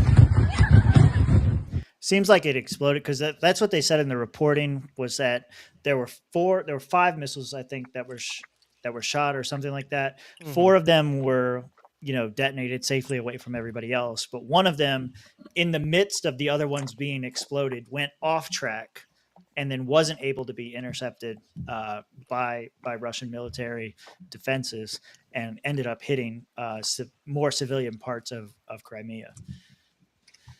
Kind of crazy. So, shortly after that, this was posted yesterday. Russia promises retaliation against U.S. for Ukraine strikes on Crimea. This was their response to it. This is kind of how they're reacting to it. Kremlin spokesperson Dmitry Peskov told reporters, "You should ask my colleagues in Europe and above all in Washington why their governments are killing Russian children, standing on the graves of dead children to push their agenda." Russia says U.S. supplied the weapons and the U.S. military aimed them and provided data directly pointing the finger at the United States, which is an escalation from previous reports. So, in the past, Russia has always said, obviously, U.S. Army and the military is aiding Ukraine in this war. We've all known that. That's what the support is for. But this is the first time that Russia has directly pointed the finger at U.S. military and said, not only did you provide the weapons that struck the civilian population, but you pointed them at us. You provided the data. You pulled the trigger. It's you, America, that is involved in this war. So it's a unique escalation in that way. The foreign ministry of Russia, they summoned the U.S. ambassador Lynn Tracy and told her that Washington was waging a hybrid war against Russia and has actually become a part of the conflict. So they're directly telling the U.S. ambassador, you're involved. Your people are involved. We know you're involved. It might not be boots on the ground, but you're involved and we fucking know it. And the foreign ministry made it clear that retaliatory measures will definitely follow. State Department spokesperson for the U.S. told reporters, a State Department spokesperson told reporters that Washington provided weapons to Ukraine so it could defend its own sovereign territory, including Crimea. So State Department spokespeople are coming out and defending this and saying, like, yeah, we supplied it so that they could defend themselves against Crimea and all these kinds of things. The Pentagon denied the accusations by Russia, saying that Ukraine makes its own targeting decisions and conduct its own military operations. Ukraine, again, this whole night is going to be people who should be commenting who are not. Yeah. Ukraine has yet to comment on the situation. I mean, maybe it just because it happened yesterday, they're trying to get their ducks in a row. But other U.S. officials have come to their defense, saying that they didn't target civilians and ironically blame Russia for being unable to intercept the attack. So they're trying to spin it as saying, like, no. We targeted a military thing. It's Russia's fault for not allowing the strike to happen, trying to divert it, and causing civilians to be harmed. That's like That's the ducking out of the spin. way of a punch and you punching a baby, just like in the campaign. And Right. then them going, oh, you shouldn't have ducked away and let that baby get hit. Actually, that's a pretty good analogy now that I think about it. Oh, man, I'm going to hell for laughing at that. But still, No. like, that's what it is. And to But me, that's if the U.S. is coming out with a statement before Ukraine, it's the U.S. coming out and like framing it for Ukraine, going, Yeah. "Don't tell them we're telling you to get Crimea," Right. because if I'm wrong about geography, tell me. But the two regions that are in conflict are the northeast regions or northwest regions of Ukraine, right? Ethnically Russian, and then Crimea is Right. down in the south. It's the warm water port that Russia's always wanted. So Sounds right. yeah, so it's like yeah, I think Crimea's been a thing. Like Ukraine wants it back, but also U.S. has been pushing. We want Crimea since the annexation happened. Yeah. Yeah, so day by day, war keeps escalating further and further. More battle lines are being drawn with North Korea now being brought into the mix with their mutual defense pact. I actually said, as Rob pointed out on X, this is particularly stupid from the U.S. perspective, considering that we just saw nuclear capable submarines off the coast of Florida. And I kind of pitch it to you guys, like, how close are we? It seems like, things are getting ever closer. Um, and I don't know. Yeah, we're here, and then yeah. we're getting to like football season, where like a lot of people are going to be gathering in these large venues. Okay. Mhm. I'm just very scared of like a terrorist attack, especially with like the unsecured border, Right. us provoking a world war, and then all of this shit going down. Like civilians are now in the crosshairs.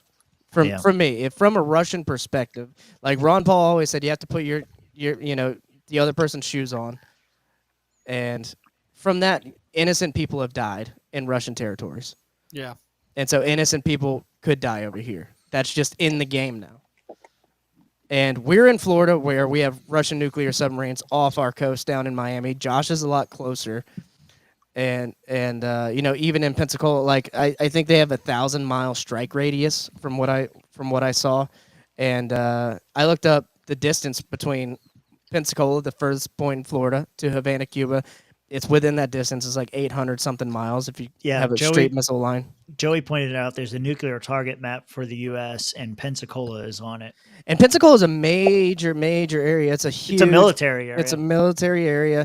Eglin Air Force Base, and we're sandwiched. I am sandwiched between a huge naval base and Eglin Air Force Base, which holds a lot of like even U.S. congressmen like we're trying to get in to see what Eglin Air Force Base has. Well, I don't know if it's still the case, but even just north of you guys, my father was stationed in Fort Rucker for a long time, and that used to be the only U.S. Army facility that would train helicopter pilots. I don't know if that's still the place, but that was the place. It is.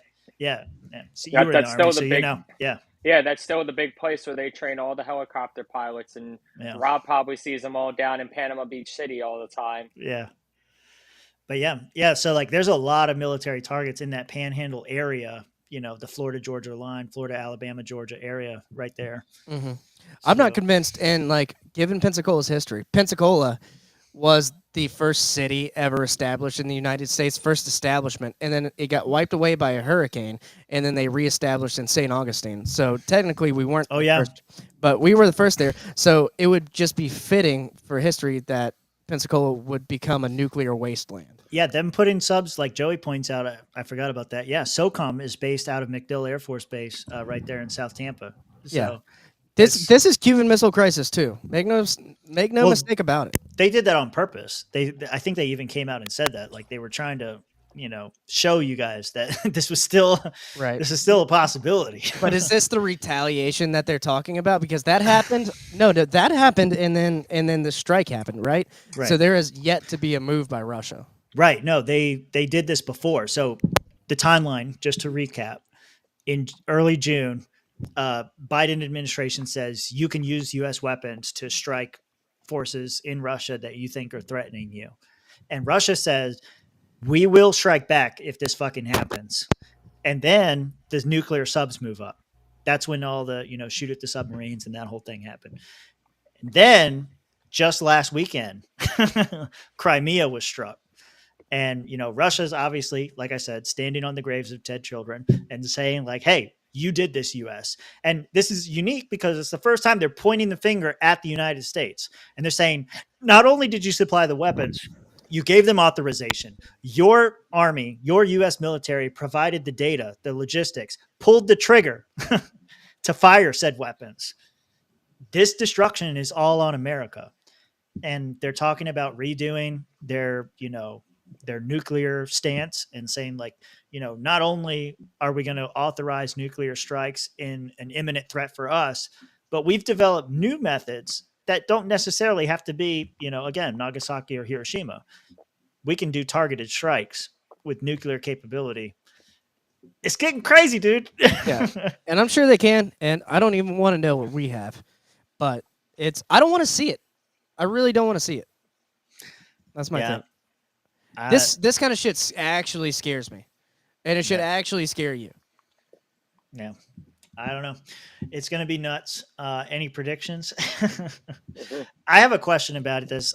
Do you guys think, people often say this is the most important election of our lifetimes, but clearly, I think clearly there has been a difference between the last two administrations on Russia's willingness to move forward with Ukraine, whether it's the Biden administration's seeming willingness to include Ukraine in NATO, which they've consistently said they do not want, like that. That's a line in the sand for them. And Biden says, fuck that. We're going to do it anyway.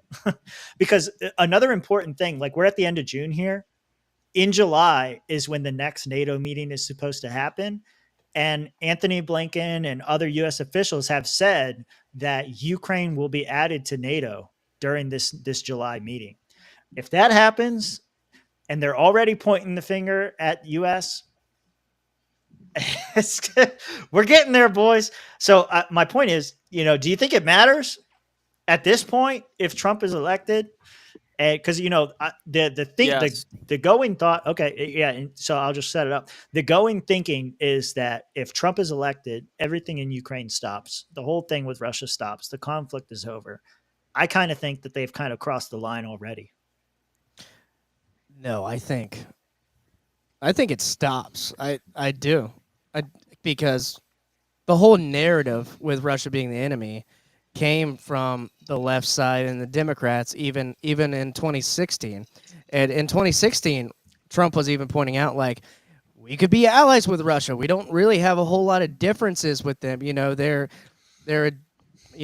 not Roman Catholic, but Orthodox Christian, society basically now.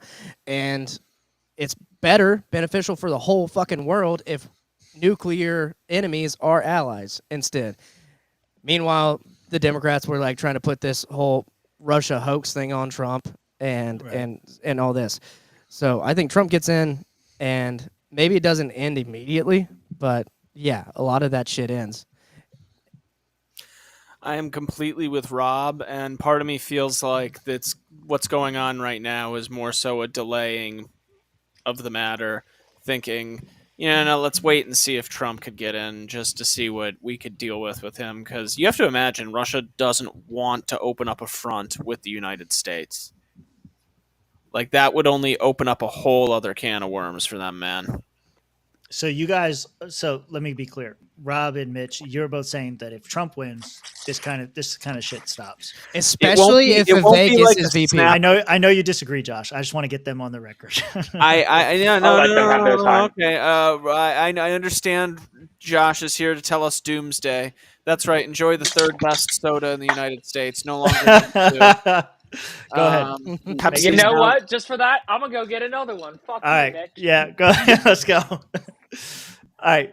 But so are you in agreement there? I don't think it's going to be the peace singing kumbaya that we would all want it to be, but I do think someone like Donald Trump would be very much so, and I can't believe I'm going to say this, a rational voice in the situation, so to speak. I got mine right there. You see it? I was That's what I think of all that. Side note. I was going, he had it ready. Oh, damn. Everybody's got one. Side note. I was going through some old footage of the show, And I guess the rubber chicken has been a thing on our show since episode 1. No. Yeah, What? I'll have to pull the clip for it later So on. we but were yeah. cool before Bobby Kennedy stole our shtick. Yeah. I was watching some old footage and I was trying to get clips for the 100th episode coming up. And yeah, there was a mention of a rubber chicken. I have to go see exactly what the context was, but yeah. Anyway, Now we're Josh. holding Libertarian Party history. So yeah, so Bobby. we're derailing enough, but Josh, you disagree. You don't think that Trump being elected is going to stop the Ukraine war or any of this Hell kind of no. So wanna- first off, I was already disappointed in Vladdy that he didn't move quick. He didn't go and fucking bounce Crimea and the rest of Ukraine when fucking Obama was in office. Then he just kind of chilled because it didn't make any sense. Like the economy was good globally, everybody was making money. Like why would you fuck around with it? And then COVID happened. Right. And shit sucked, and the price of oil fucking cratered, which fucked over Russia's economy. And then you get Joe Biden, who's fucking up America's economy, which in turn fucks up the global economy. And then you think that he's just going to stop because Trump got elected? Hell no. Now he's emboldened. Why would he stop here? Hey, Trump, why don't you just let me have the whole fucking thing while we're here? Like, Right. you just want to get it done. Like, no, I mean, appeasement doesn't work. We've seen how that one works before. And the reality is that if you're Vladimir Putin, why would you?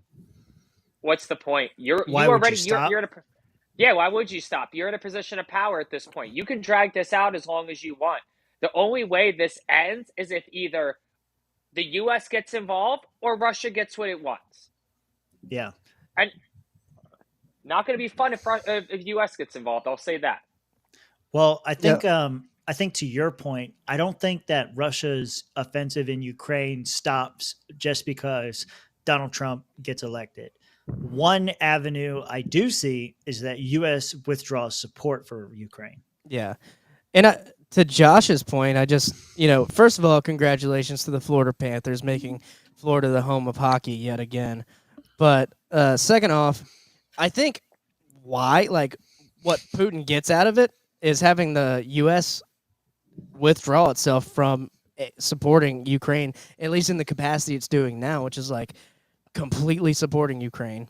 And then they also get two ethnically Russian, whatever you call it, provinces. Russian republics. Do they? Well, I don't know if they call them oblasts over there or whatever, but they would get. Basically, they're republics. Yeah. Yeah. You never heard of an oblast, Tim? Fucking get cultured, bitch. Isn't that what I was thinking of an O face. Yeah. Basically, you have all these autonomous republics within Russia. Whether Putin gets his orgasms off or not, it's not. It doesn't matter. But I mean, you say oblast, I'm thinking orgasms. well, Russia has provinces. They have oblasts and they have autonomous territories. And So does my wife. Yeah. Completely autonomous territories. Did you invade her Crimea, Tim? Yes, yeah, I two did. kids, so answer honestly. But yeah, I think Trump getting in there, Putin gets what he wants. He's not Hitler. He's not trying to invade the whole fucking world. I think he gets, don't ask. Beep at me again. Talk at me again, dude. Completely. I was being polite and not doing this when yeah. Josh was talking about the history. A completely of everything. valid argument, and then you go and squawk at me. He's gonna get whatever he wants. I got this TV gold now from you. I'm answering exactly what you questioned was what does Putin get out of it? He gets two regions that they wanted the entire time. Yeah, and he can get that without backing out. He just has to play. He just has to dig his heels in. It just takes longer and a potential nuclear war. That's I think fine. I think the threat of If I'm nuclear. Putin, I don't care. You're going to start the nuclear war, not me. Fuck you guys. Well, let Do me something about it, pussies. No. So let me. Easier path. Vladimir Putin is very different than Josh Halavka. Yeah, dude. Duh. Yeah, that's why Putin hasn't fucking won his war yet. He gets what he wants easier. Okay. My way, he gets what he wants easier. Josh's way, he still gets what he wants, the same exact thing, but like a lot more difficult. It's a way more difficult path. Yeah, but once I'm done, I can just swing my dick around anytime I want from there on out. I He's- want something, I can get it. I yeah. fucking swung my dick at the U.S. and they backed down, and I got what I want. Who's gonna stop me now, pussies? I think a So- lot of people wind up dead in that scenario. So, like, we're just I going through have a fucking mansion in the Urgal Mountains. I don't give a fuck about He- that. I'm Vladimir Putin right He's now. he's gonna die. He would die. He would All right, die. guys. So Not my- yeah, go ahead. We're going into hypothetical territory here, but so Uh-oh. no. We've already been there. What I'm saying is, so Rob and Mitch, you guys are kind of the opinion that if Trump wins, the Ukraine war might go on with Russia, but if U.S. pulls out, I think it would aid in a sort of de-escalation. okay. And Yeah. Josh, are you contradicting that at all, or like that's your point as well? Like the war still goes on without U.S. involvement. Question for the it's exactly what they want. question for the group, and this will lead to a second question. So let's be quick about this one. If Donald Trump wins and what we're saying happens, America pulls out of Russian involvement, America pulls out of the Ukraine war. There's no longer U.S. involvement in the war. Russia continues its offensive against Ukraine, whatever. What are the chances that you think that war goes nuclear? 0. Can you repeat the question? If a Donald Trump, if Donald Trump wins and the war in Ukraine continues without U.S. involvement, what are the chances that war goes nuclear?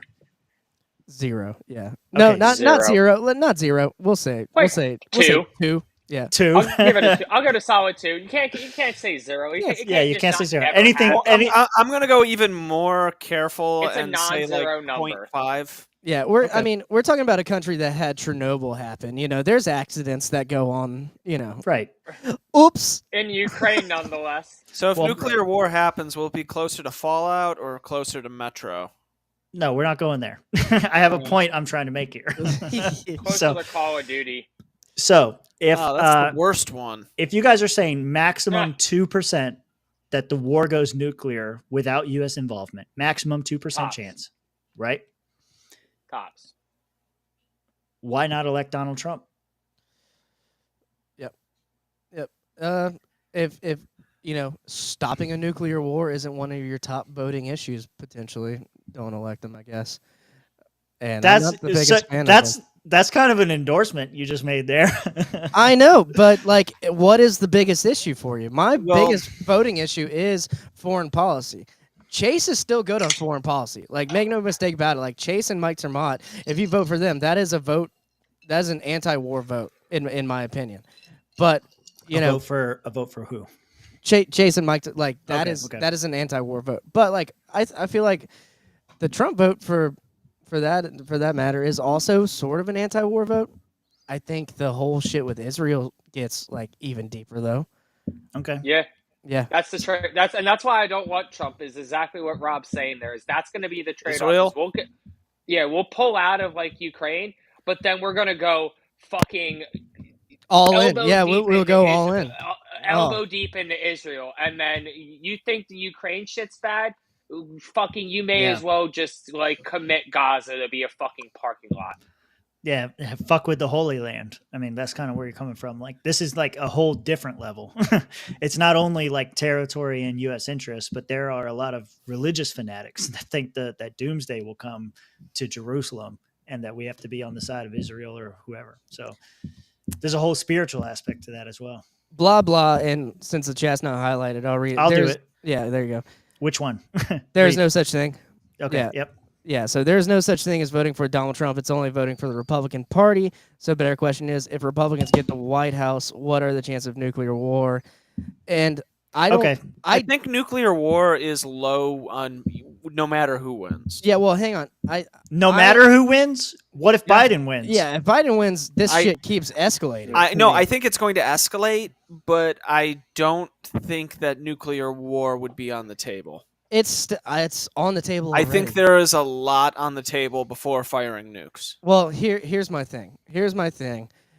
The Republican establishment never liked Trump, still doesn't like Trump, actively ran other people against him. In my opinion, he just took over. Like, he's got the massive base, and the Republicans can't do anything about it. The Republicans are more anti-war than the Democrats are right now.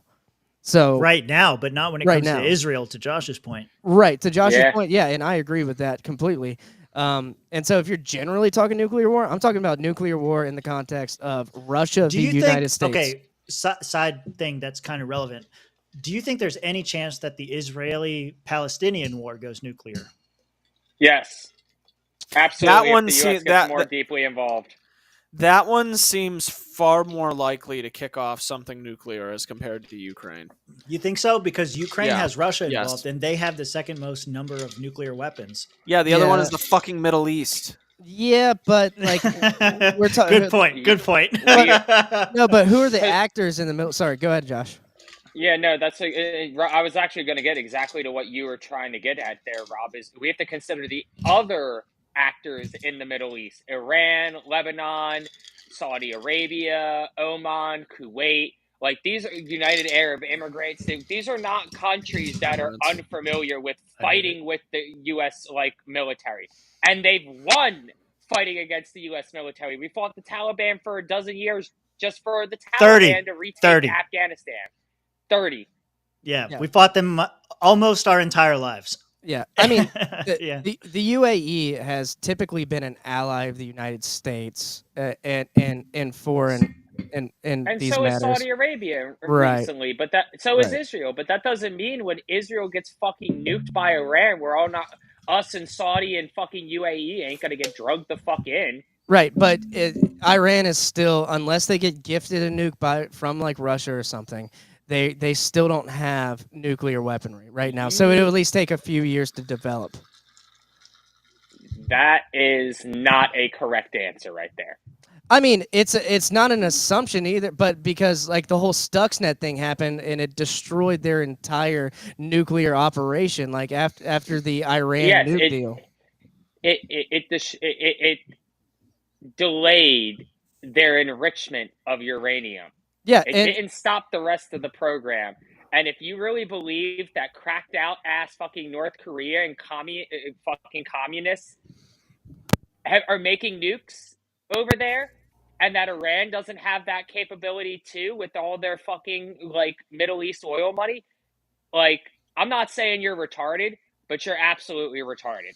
Well, Like, I don't think. Well, I mean, to common knowledge, Iran does not have nukes right now, right? Like, unless they're doing some Israel shit, then they don't have nukes. Let me put it to you a different way, Rob.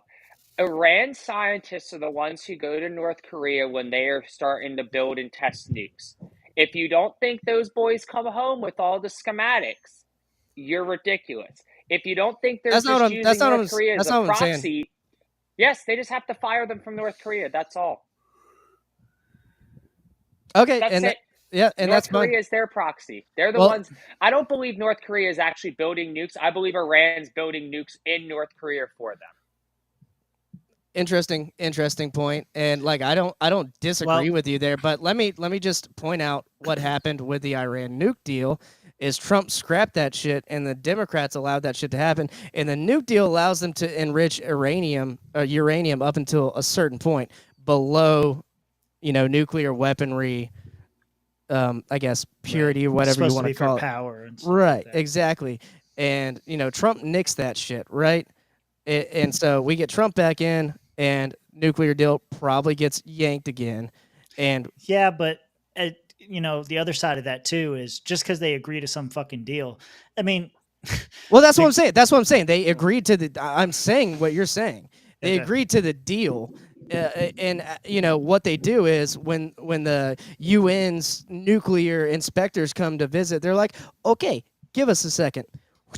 They clean up a little bit. They know when the inspection's happening, and then boom, yeah, we're only enriching up to a certain point.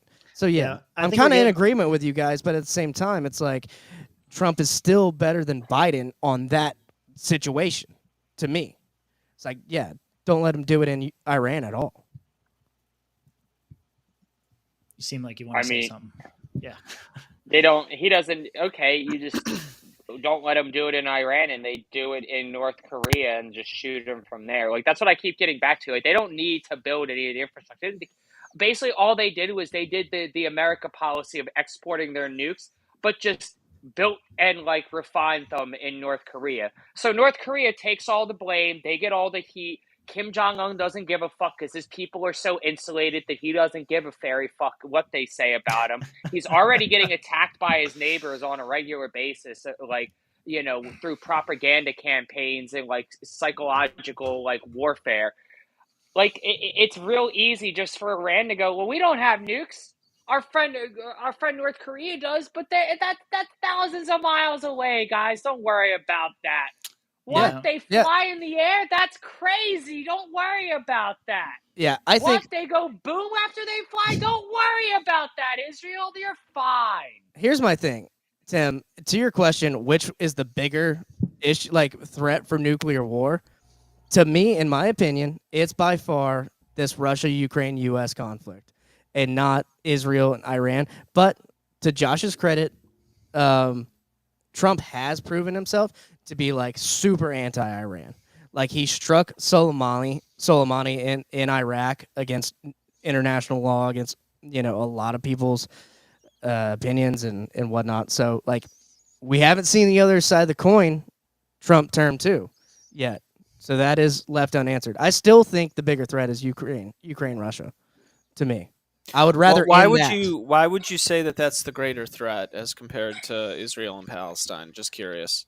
Because we've seen that. That's historically been happening for a very long time. And yet when America and Russia get involved in these proxy wars, that is by far the bigger threat. Because who has the capability, like the greater capability to carry out like a attack in a homeland of a foreign country? Russia. Period. It sounds like you guys are ready to move on. Yeah, what's our next what's our sponsor have to say about all of this? Our sponsor is anti-war, 100%. Otherwise, they wouldn't be a sponsor. If you want to score a nuclear weapon in my yard, no, I think this is a sponsor that Rob will actually appreciate. Oh wait, First off, I love the Rubik's cube on the desk. Just get ready. Here we go. Oh wait, we lost Josh. Josh, are you still audible? Audio. He'll be back. He's pulling an audible. He's gonna miss it. No, audible as in auditory hearing. He has probably there you go. He has probably seen this. Hey, you know what? These don't go down easy, but man, I've had that reminds me. And they're saucy. You kind of caught me off guard with the sponsor thing. Audit check. Where are you at? Yeah, these are hard, like I was saying, these are hard to go down. I'm at 1.5, but like apparently it says 2 shots of vodka in every can, so that's why they're hard to go down. Oh, damn. So what number is that? This is 2. This is 2. How empty is it? It's a half. It's a half full. It's a half full. Okay, so you got about 2 minutes to finish that. 2 minutes. What are we talking about? That's how long our next sponsored ad is. Here we go. I object. I defer. I find you both guilty of helping people for the ridiculously low price of $99.99. In today's broke-ass society, things are harder, so you need things cheaper. So I came up with Jones, cheap-ass prepaid legal and daycare academy. You are not the president. You don't need to make that type of money. You might need my legal services. You're just raising one kid, because I'm going to sue you. At Jones, we don't assess the legal fees after the case is disposed of. We make it prepaid. Prepaid meaning you need to pay before, just in case I need to invest the money in something else where you may need my services. And I'm gonna spend it wisely, fighting for you. And if we can't get you out of child support, we'll provide you with our top-notch molester-free daycare services. We gotta do whatever they want to do, so that when you get them home, they go straight to bed. Which one of y'all, you know, Santa Claus ain't coming to none of y'all. There's some books around here somewhere. Jones do a good-ass job of watching both mine and my grandbaby. Jones got for me auto insurance. Jones got me this big-ass check. Now, friends, you may ask yourself, how can he provide us with such cheap legal services? Well, here's a story about Toby and his baby mama. Hey, Toby, I need more money. I don't have no more money. That's because y'all keep messing up. Y'all keep doing crime. Because I gave it all to you to raise that one little baby you got. And I work from volume. So y'all continue to rob people and take stuff. It ain't your business what I do with the money. So please, come on down to Jones, cheap-ass prepaid legal and daycare academy. It's a place where you can bring your children and get legal advice. Put your hands against the wall. My legal advice to you is don't have no more children. Go ahead and come to the website or give me a call on the new telephone number at 708-46-CASH-1. I'm on call 3 hours a day, 5 hours a week. And that's our next sponsor. I'm done. Oh man, how dare you sponsor another lawyer? But goddamn, he's good. He's fucking great, dude. I think I found my swamp lawyer. Jones cheap ass prepaid legal daycare academy. Good luck, Rob. Mitch. Hey, you said that you weren't his lawyer, that you weren't going to deal with his shit. If Mitch brings Jones prepaid, If he brings big ass Jones to defend him, here's the thing: if I can track him down, you better call that number. You better call that number. Get him to start working on your kid. You got to start paying now. It's prepaid. It's prepaid. You got to start paying now. I know you ain't got no money, Mitch. Oh man, we don't have 500 subscribers yet. How can you have money? That's right. That's right. All right, here we go. We're having fun. My legal advice is to use to not have more children. I know. Have dude. no more children. It was great legal advice. I'm trying to wait for Josh to get back here. But hey, since we got everybody here, I see we got a lot of viewers actually on our X stream. So thanks for that. Hopefully you're actually following us there. Follow everywhere. If you go to our YouTube channel or Rumble or whatever, all those links are down in the description below to get on the Discord so you can be in touch with everything that we do. We're kind of testing out all the platforms right now because we're getting ready for the presidential debate. So, more on that here in a moment. But I'm going to go ahead and get to our next story, and then hopefully Josh will be able to join us at that time. Let me go ahead and swing this up. Supreme Court, our originalist. Speaking of legal. Yep, that's why I got it there, dude. It's almost like I planned it. Almost. You almost planned it. Yeah, so, our originalist Supreme Court. Let me go over here and switch this one as well. Our originalist Supreme Court. You guys been following all their rulings recently? Not all of them. I saw something which like a tax ruling they had that I'm not in favor of. So we're not going to cover that one. Yeah, all the Violence ones. Lawyer. Yeah, all the ones on this show right now are going to be about the gun stuff. They've actually, to their credit, the last 2 out of 3 rulings I think have been pretty positive. The last one is the more controversial one, and we'll kind of get there. But sort of like the North Korea stuff, we kind of got to back up the story a little bit. I won't spend too much time getting into the history because it's not all that important. This first story here, in 2022, Supreme Court. Now I moved it over and I lost it. 2022 Supreme Court expanded gun rights by affirming that Americans have a right to carry firearms in public for self-defense. The court's first major gun decision in more than a decade. So this is kind of where our story starts. This happened a couple years ago during the Biden administration. Supreme Court came out and made this ruling.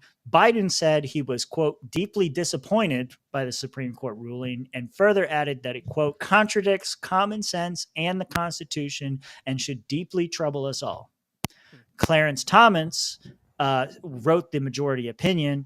And what? Did I say his name weird? I probably did because I've been drinking. You're drinking. Yeah, no, that's why I love this podcast. Because once you get to like we normally try and keep it at like an hour 30. But once you get past that, like the drinks do set in. Oh, and yeah. then you get Tim going, Clarence Thomas. Yeah. Clarence Thomas wrote the majority opinion and said that the Constitution protects an individual's right to carry a handgun for self-defense outside the home, and that right is not a second-class right. So fucking based Clarence Thomas coming out in support of the Second Amendment. He further went on to say, we know of no other constitutional right that an individual may exercise only after demonstrating to government officers some special need for said right. Is it just me, or do I picture Clarence Thomas typing in the chat GPT while drinking like some bourbon, going, "How do I say we can carry a motherfucking gat out the crib?" No, that's just you because you're racist. No. God, wow. To think his mind just immediately went there too. Wait, let me translate. You can carry a gat at the motherfucking crib. There you go. Stephen Breyer, who wrote the dissenting opinion, accused his colleagues in the majority of acting, quote, without considering the potential deadly consequences of this decision, referring to gun violence. Rather than appealing to constitutional rights, he argued on an appeal to emotion. So, obviously, I think we're obviously in favor of that. Basically, Supreme Court rules that you can have a gun for self-defense in public, no matter what the state says, because you have that inherent right. That was basically what the court recognized. So I think that was fucking cool. I don't think there's going to be any disagreement here. So we're going to move on to the next story. This happened not too long ago. I can hear Josh's audio. I need to. Yes. What the hell? He's back. I got to do this again. I don't know what you're doing differently, but every time I got to reset you up. All right, here we go. 252. You're a Panthers fan, right? Like you are actually a Panthers fan, is that the new hat? Was that an old hat? That's the new look. That was from the draft like 5-6 years ago. That's the draft cap before they went to Fanatics for everything. You're gonna have to get the. He's got the hipster hat. You got the Fanatics. You got the Fanatics hookup still. Hopefully, you're gonna have to get the new hat, dude. The no, champion. he's got the hipster hat. Dude, I almost quit my job today and just went over to Elbow Room and just got drunk with them the whole day. Oh, we have an elbow room up here too. That's pretty cool. But yeah, that I don't know. Just little. I watched the last quarter or last period of that game. The very ending of the game was fucking wild, dude. There's no way they should have not scored one. We can talk sports ball after the show. Dude, it was fucking wild because I watched. Sorry. Oh my god! I'm gonna go piss. Go talk whatever you want. All right, dude. I watched the College World Series ending. So Tennessee won, and it was like a one-score game. And then I turned it over to Stanley Cup, and Edmonton was taking shots. And I like the Lightning. I'm a Lightning fan, and so I was still rooting for Florida. But I didn't care. And the Edmonton Oilers girl showed her titties, and those were kind of nice and kind of won me over to a certain extent in the middle of the series. So I was like, Edmonton could win. It is what Edmonton came back on the Panthers. They came back on y'all. It was 3-3. But it never came back. Well, it was 3-1. It was 3-1.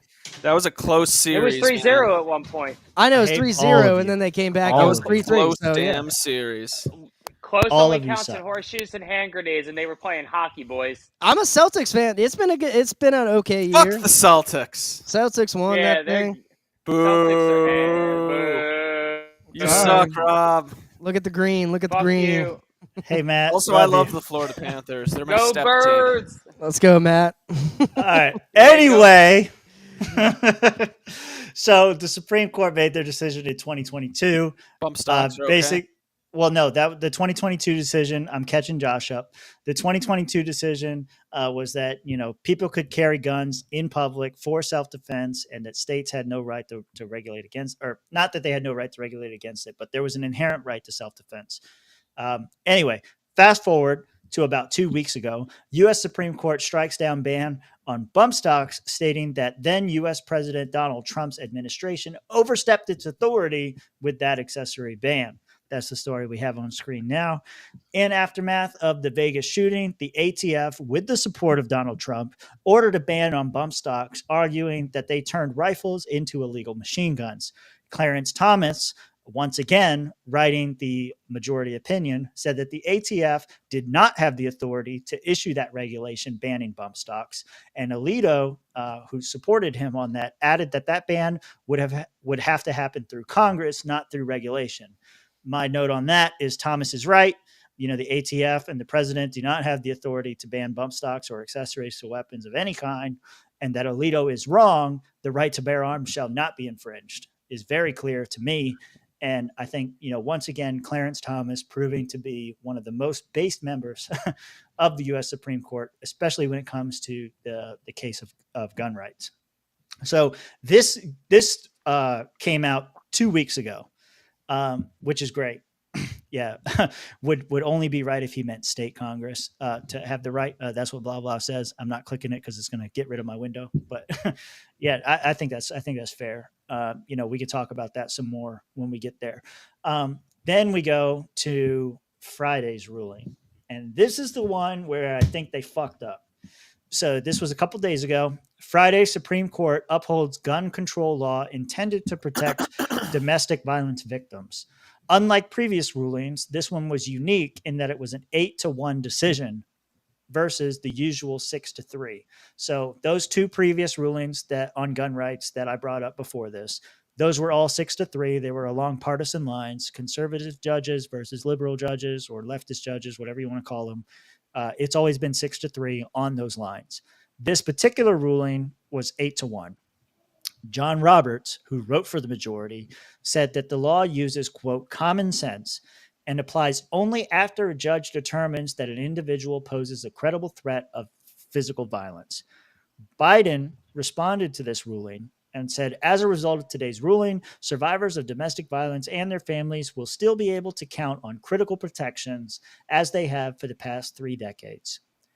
Roberts followed that up and said, not followed it up, but also in his ruling said, since the founding, our nation's firearms laws have included provisions preventing individuals who threaten physical harm to others from misusing firearms.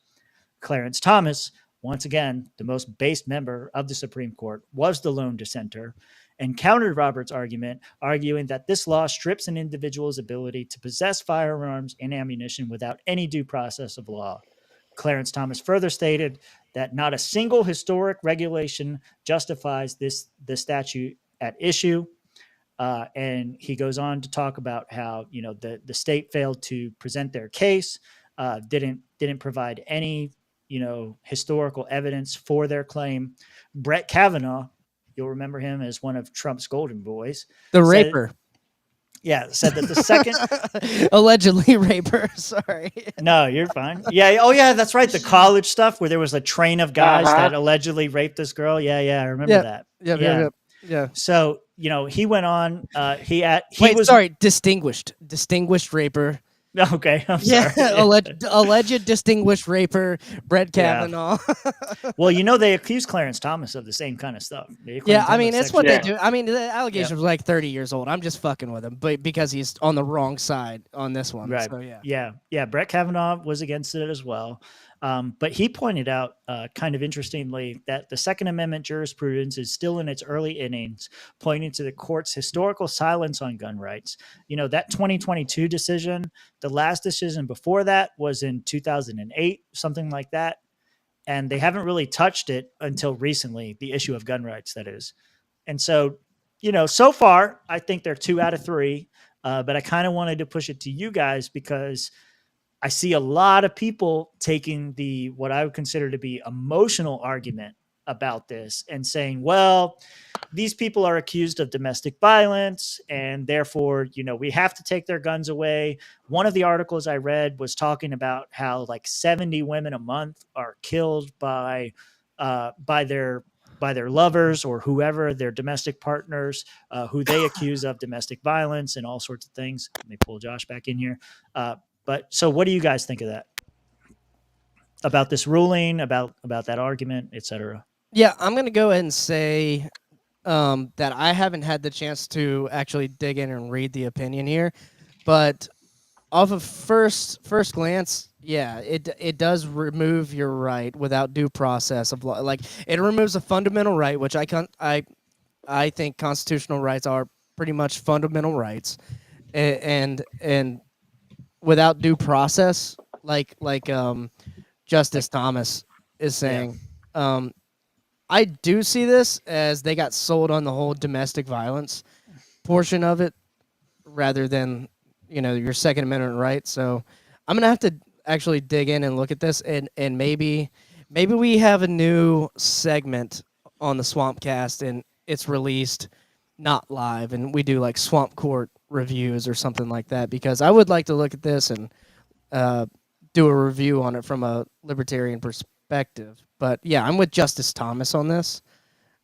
I don't see how you can take someone's fundamental rights or constitutional rights Yeah, without due process. well, and to kind of steelman their argument a little bit, what they're saying is that these people that are served these domestic violence restraining orders, that is a process, and once the judge determines that someone is eligible of a domestic violence restraining order against their partner, that partner should be barred from having a gun. The due process is in the process of getting that restraining order. Yeah, for forever, or when they get away from that crazy bitch. That's all I'm saying. Like we've all been in relationships where it's been fine and you don't argue. And then we've all been in relationships where the person just gets under your skin and it gets super heated, and some of these situations escalate farther than they should. But I think that's something we can all relate to. And yeah, obviously someone who has a history of violence or like mental disability or something like that should have to be looked at, but at the same time, to just do that kind of on a, because I see like restraining order, like you can get a temporary restraining order like very easily, especially as a woman, in my opinion. And then to further that, the restraining order, like to me, that is not due process. Like the restraining order, getting the restraining order. So do you know anything about that? Can you explain what that process is like? Like how easy is it to get one? Yeah, to get a temporary restraining order, a TRO, basically you just have to request it. You say, "Here's the basis for my TRO," and then the court goes, "Okay, they want it," and they typically will grant that, and then they'll take a look at it after the 14 days here in Florida, at least, and then potentially give you another one if they find something else. So to me, being libertarian is a mental disability. I can't 100%. Great mental disability. Yeah. Well, no, to Joey's point, I mean, he's half joking, but what I think to his point, you can come up Ellie, you're about to get beat tonight. To his point, though, you can make an argument about domestic violence or mental disabilities or whatever. And to your point as well, that's what I've read. I haven't found any studies that really go through all of this, but everything that I've read has said it's very easy to get a domestic violence restraining order against your partner, especially when there are children involved, especially when it's in the matter of divorce. And it's not uncommon that one partner will claim domestic violence and then the other one will counterclaim domestic violence, and both will be granted their restraining orders. And this law would effectively bar both parties from owning a gun. Yeah. And that's kind of where I'm coming from is there needs to be a hearing on this where maybe there's a separate order. Maybe there's a separate order once it goes to like a criminal hearing to say, we order his Second Amendment right to be revoked. And I'm sorry, I want to add a little bit more to this, because in that scenario that I just laid out, like say there is a truly violent partner in a relationship and the worried party says, I need a domestic restraining order against my partner because they're really going to come after me. It's for real. Yeah. Well, the other party could say the same thing and could say, well, counterclaim. And the judge historically, or, normally is going to grant both requests. Now, what do you have? You have a truly violent person who is a real threat to their partner, who's gotten this restraining order, and it's illegal for them to own a gun. The other partner is actually innocent and has nothing to do and has no intentions of violence, but they are also barred from owning a firearm. Which person is more likely to follow that regulation? Oh yeah, I see what you're saying. The person, the more violent, right. Yeah, the more violent person is probably, as is history with the rest of gun laws, is probably going to ignore that fucking law and knows that their partner who they want to do harm to is now legally disarmed. Yeah. And I see you have some amicus briefs here, so Yeah. I don't have the. We're not going through the full briefs because you okay. fucking lawyers love to write shit. Yeah. But And a lot of shit. Yeah. So my thing Yeah. just it shouldn't be taken from you permanently. It should be taken from you at the very most. It should be taken from you. You know, if there's a compelling, you know, There needs to reasonable be- belief here that you're going to commit And violence against I your want partner. to. You and I have been going back and forth. I want to allow Mitch and Josh to go in it, but I just want to say, like, I think there should be a specific thing to get rid of your gun ownership rights. It should not be attached to anything else. If you want to take someone's firearms away, that's a separate case that needs to be tried separately. I'm not even saying separately, but yeah, I'm saying there needs to be a different order. It shouldn't be based off of the restraining order. You see that, Joey? Yeah, this seems like a topic that goes beyond just. It seems like a very big thing. So, I don't know What do you really mean a big thing? Are you not going to take a position? Do you think the ruling was just or not? It's just I one of don't those think the things. ruling was just, but at the same time, it's one of those things where there's a lot that goes into this conversation. All right, Josh, you want to be more You base said than Mitch? nothing. You gave us Yeah. nothing. So Yeah. the ruling was bullshit. There you go. Taking away some. I said it was bullshit. I said it was bullshit. Anyway, But where's the but? Ooh, Show us- excuse me, Mr. Pepsi. Show us your dump truck, Josh. Pussy, it's Pepsi with lime now. Oh Bitch. my I God. added some lime to the mix now. Ooh, I am on Uh, Josh's side. I like a good Pepsi every now and then. You like Yeah. aborted baby fetuses, both of y'all. It's You the should go to third Goddamn best. right I do. Dr. Not Pepper Animal is Pro now number fucking 3 sessions. above Pepsi. What are I you mean, even number talking 2 about? above Pepsi. Yeah, well, Huh? Dr. Pepper's got 23 flavors. That's just okay. That's fine. And Mountain Dew is also better than Pepsi. Let's Well, just Pepsi Coke has- is number 1. Pepsi's number. Pepsi was number 2. It's now number 3. So, are you a There's so fan? many more Oh, women God drinking damn it. fucking Dr. Pepper, Mitch. They got 23 personalities, and there's 23 flavors for all of these fucking bipolar bitches' personalities. Fuck, Bitch, who I ain't cares into about Dr. Pepper. sodas? I'm into Coke. And, all right, and- all right. Oh, you like Coke, Mitch? You like Coke? Yeah, I love you, Coke. You like how Coke's they cool, man. Coke tra- started with cocaine. You like Oh, they damn it. you like how It's they going off the train. rails. You like how they train their You did this, employees Sam. to hate I white did not. people, Mitch? You like how they train employees to hate white people? Is that why you like Coke so much, Mitch? Hell All yeah. right. Now shut up, Whitey. We're going off the rails. We want Rob to get. doesn't care about black people, is what he's really trying Oh to say. God damn it. Josh, help Mitch get off his fence. I was on sitting Josh. ass. I was on Josh's side. This is bullshit. I was helping That's Josh out here. Come on. Okay. Back to the ruling. Josh, I'm independent. I'm Mountain it's Dew. bullshit, but that's where we were. Go ahead, throw your vote away. I'm voting for Yeah. for Jones. Oh, shut up. Oh. Jones is dope, though. It is. Yeah, we're derail time. Jones Soda is the best soda out Oh, there. God damn it. It's going again. Big ass Jones soda.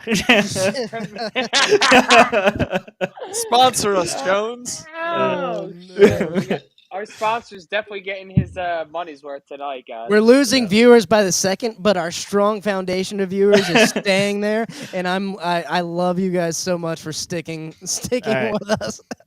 All right. So ruling bullshit. Is that the basic assumption? Can we get on to the reactions or you got more to add, Josh?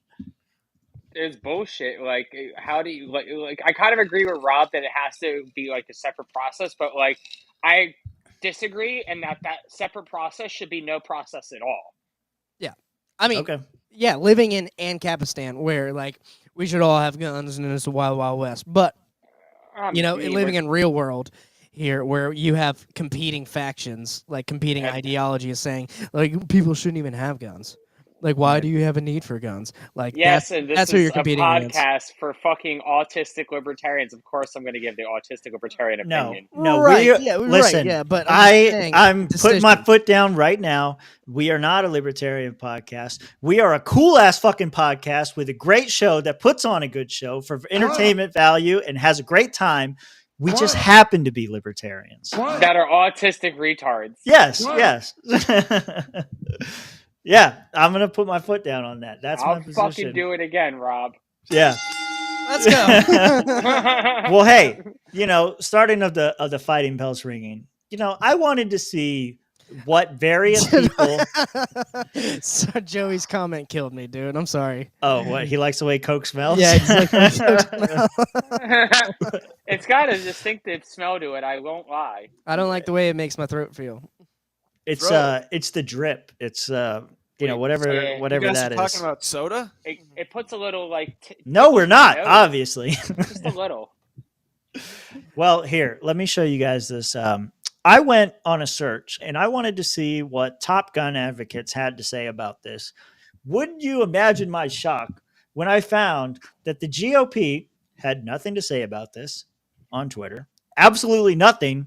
Those are results for Rami, which is like, the case for the Supreme Court. They could have said, US versus Rami or Rahimi or whatever the fuck.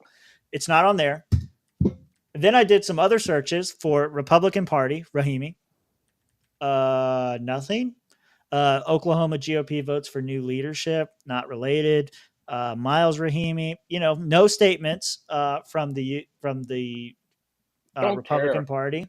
But these are the people that are historically in favor of gun rights.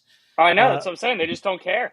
They Oh don't. yeah, They aren't. they don't care. I thought you were saying you don't care about this. I was like, They're just like, don't care. Fuck them.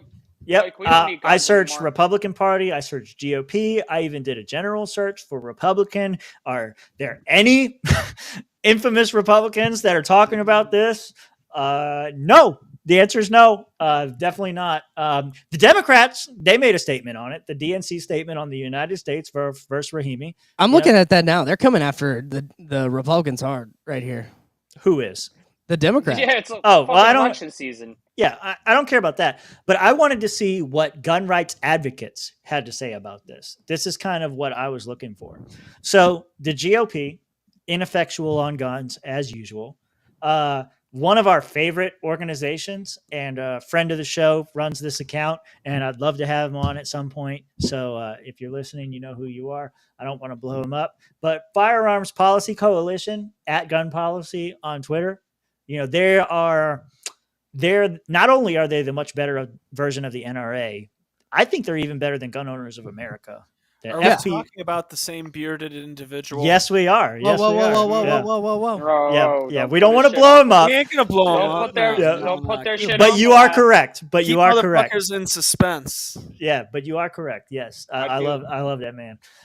So anyway, they put out an amicus brief. They not only did they make a statement on it, they put in an amicus brief basically on Clarence Thomas' side, basically saying that let me see, did I pull a quote? I didn't pull a quote. Yeah, they were in favor of it. They said last month we submitted a brief to the Rami's alternative argument. We argued that Congress has no authority to ban firearm possession by individuals subject to family law restraining orders, and that the court can and should address this argument, which disposes of the need to decide the Second Amendment issue. In our brief, we attack and dismiss any argument that the Commerce Clause could salvage the law at issue, and note that nothing in the Militia Organizing Clause empowers Congress to disarm a would-be militia member. This destroys the idea that Congress has any such disarmament power even before the Second Amendment needs to be considered. Yep. So basically making a fundamental argument that everybody has a right to a firearm, therefore shall not be infringed stands. Yeah. It's a pretty base, like you can go through their thread and all this kind of stuff. Just look them up at Gun Policy. Fucking great organization. Awesome. I wanted to see what Gun Owners of America had to say about this. Gun Owners of America, a little more milquetoast. Like I said, Gun Policy, Firearms Coalition is a lot better. But Gun Owners of America, at least, they filed an amicus brief as well. They created this thread basically outlining their argument. The government focuses on the alleged criminal activities of Mr. Rahimi and the 5 pages of detailed facts, conflating his alleged felonies with the entirely unrelated disarmament-based civil order. Although Texas has responsibility for addressing the alleged misdeeds of Mr. Rahimi through its criminal justice system, the federal government seeks the additional power to prosecute Mr. Rahimi for a felony without reliance on any commission of a crime. They basically, like I said, a lot less forthright, let's say, than the Gun Policy group, but they still make a solid argument.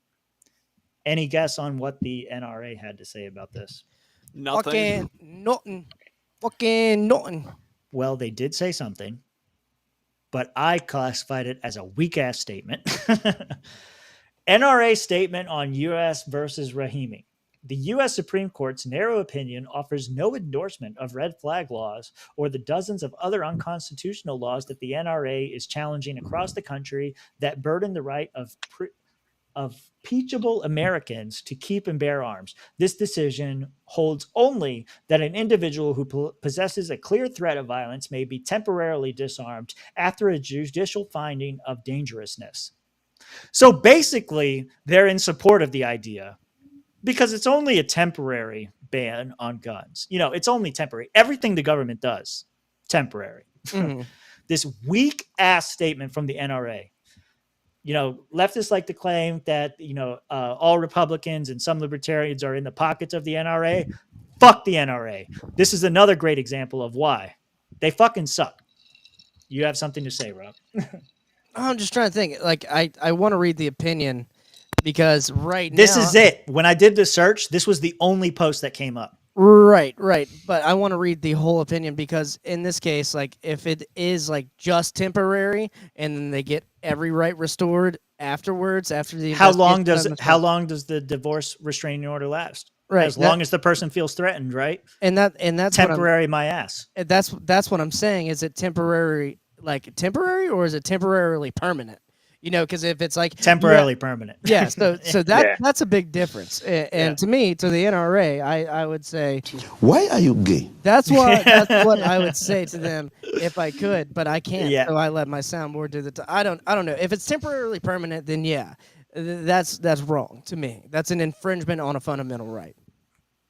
Well, I made my own statement. I did it through another account, but you live in Georgia. I could do whatever I want, sir. I live here. I pointed out that for the first 143 years of the Second Amendment's existence, there was no other interpretation of the Second Amendment. The right of the people to keep and bear arms shall not be infringed. That language is crystal clear. SCOTUS and their so-called originalist majority are wrong on 2A. That was my statement on it. But yeah, I don't know. Should we release an amicus brief via it's too Florida, late. Florida It's over. Yeah, it's over. This case is over. They already decided it. We can write a law review article or something on it. Yeah.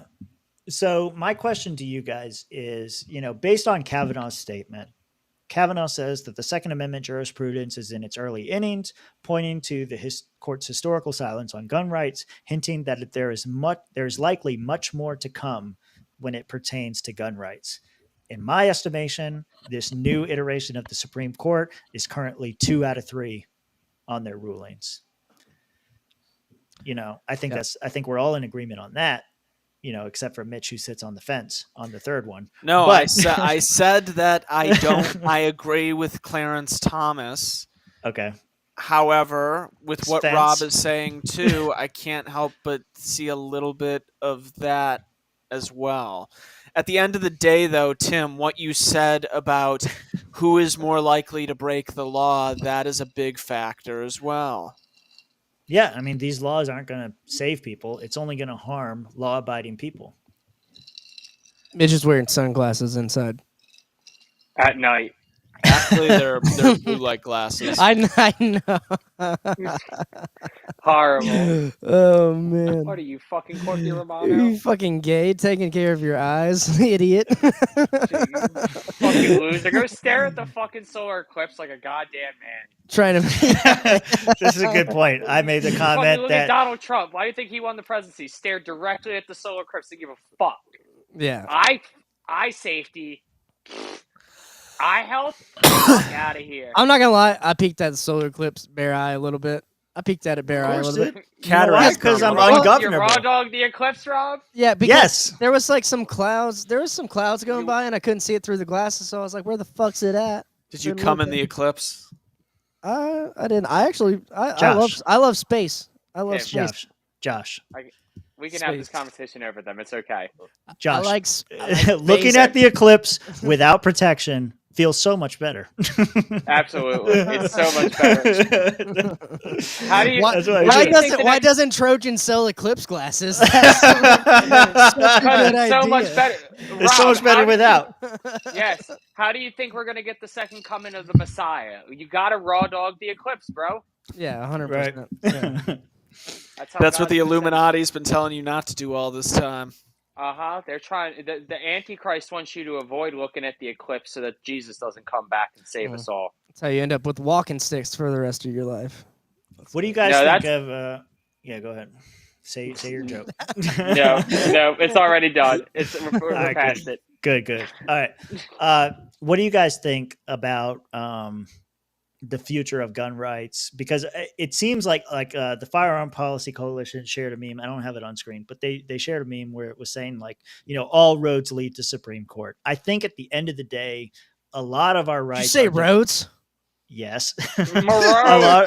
a lot of our statist. listen, a lot of our rights come down to what the Supreme Court will pass and what they won't pass. And we've seen that with pretty much everything. We could live in Ancapistan in our head and think that, this is a fundamental right and the government ain't going to do shit against me, but law enforcement agencies and everyone else are going to look at the Supreme Court for the justification for where we stand on certain things, gun rights being a big part of that. After this, before this ruling, we were hitting it out of the park. The quote unquote originalist court, as I have down in our little third there, they were doing great. This last one, I'm very skeptical on where we end up as far as, expanding gun rights or shooting down gun regulations. I don't know are you guys optimistic, pessimistic? Do you think it's going to be a mixed bag? Where are we at? If y'all want me to go first, I have a lot to say about the Supreme Court, so just in general. So Go on, Mr. Lawyer. yeah, I mean, Lawyer man. even looking back, like in constitutional law class, like from a libertarian perspective, because I was a libertarian in law school, and like reading some of these opinions, the Supreme Court has always whittled away from the originalist perspective, in my opinion, whether it be the Commerce Clause, whether it be via central banking decisions that they made and shit like that. It's gonna continue in that path. This 8-1 decision is not a good look. Like, to me, the bump stock ban was justification for the other side, Democrats or whatever, to politic and go, hey, we let you have that, now you give us this. 8-1, like to your point, 8-1 spells trouble to me. Yeah. Mm-hmm. Yeah, and that's what I'm saying is like it's going to keep going on that path because it's never deviated from the progressive path. And the progressive path, I mean whittling away from what it was in the first place, the constitutional shall republic. not be infringed, an inherent right that was not granted by government but recognized by government as something that they could not infringe upon. Yeah, so it's going to continue to get whittled away. Any kind of decision you see handed down, if the court decides to take that case, then I would be afraid to have rights whittled down. That's just the way I look at it. Well, according to Kavanaugh, they're definitely going to take more gun cases, and in fact, they're I think it was Bruin or something like that. The last decision where they talked about the bump stock ban, they were saying that you had to make an originalist argument, meaning that you had to be able to point to some other regulation in our nation's history of gun regulation. You had to be able to point to something like that and say that it was justified during the time of the revolution or during that period. You had to be able to point to that before you could allow it. They looked at domestic violence, and even as Clarence Thomas pointed out, all of the cases that they cited, none of them had anything to do with domestic violence. But yet, 8-1, the court decided that they should not have guns. And I think like a previous case, they're relying heavily on the emotional argument, and public opinion is really weighing in on this less than the fundamental argument. Yeah, and then like when, God, I can't remember the name of the case, but yeah, when the central bank digital currency comes, and the Supreme Court has to weigh in on that, they're going to be able to find an originalist Well, argument I can in make an our originalist history. argument for that right now, and I think Exactly. it's pretty accurate. Well, Is that that's Congress shall have the exactly. power to coin money. That was Exactly. the biggest mistake of the founding fathers. Yeah, but what I'm saying is, like, even like in Supreme Court decisions, there was a Supreme Court that pretty much held that, yeah, states cannot compete with the U.S. currency here. Like that. That's what I'm saying. It's like the court's going to look to other Supreme Court decisions, and they're going to be able to come up with an originalist argument from any perspective they want to. Yeah, I'm worried about gun rights. I think that they're going to be routinely infringed upon. I think that blah blah blah blah makes a good point. You know, public support for gun rights is improving a lot, but the ATF is getting worse and worse. It all comes down to what kids are taught in schools. Kelly adds to that and says that public schools suck. Joey says if Trump abolished the Department of Education, which states will have shooting classes in schools again? Florida and Texas. No, I'm gonna go Montana first. Montana. Oh, okay. Yeah, Oh, yeah, Montana no. pretty based. Yep, that's a good point. Wyoming feels like another one that would do that for some reason. Wyoming's my second one because they need to. Well, Yeah, okay, and it brings up a good point. Like, how do we? Because I'm like I said, I don't care like how many fundamentalist arguments you make against this. Like, at the end of the day, the Supreme Court kind of rules over everybody else, and when they make a decision, that's the law of the land, and that's what gets enforced, and everything else.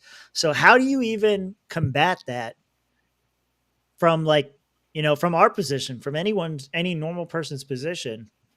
How do you do you just keep like disrespecting the law and doing whatever you want and hope one day you win? Like, Well, in this case, if you're disrespecting the law, then you also have to beat your wife. So start with that. Start beating your wife. no, that's not true. No, America. I'm just fucking. Here. Start. Start. Start. Crush on.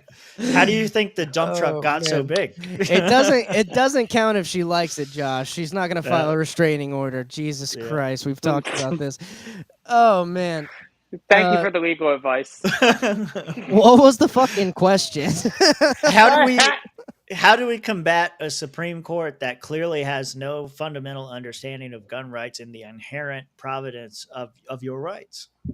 Yeah, nullification, man. Local. That's it. That's my answer to pretty much everything. So do what you want to do and hope that the jury supports you.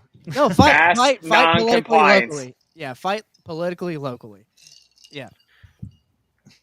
Because this ultimately comes down, because like I wanted to mention this, you mentioned it briefly.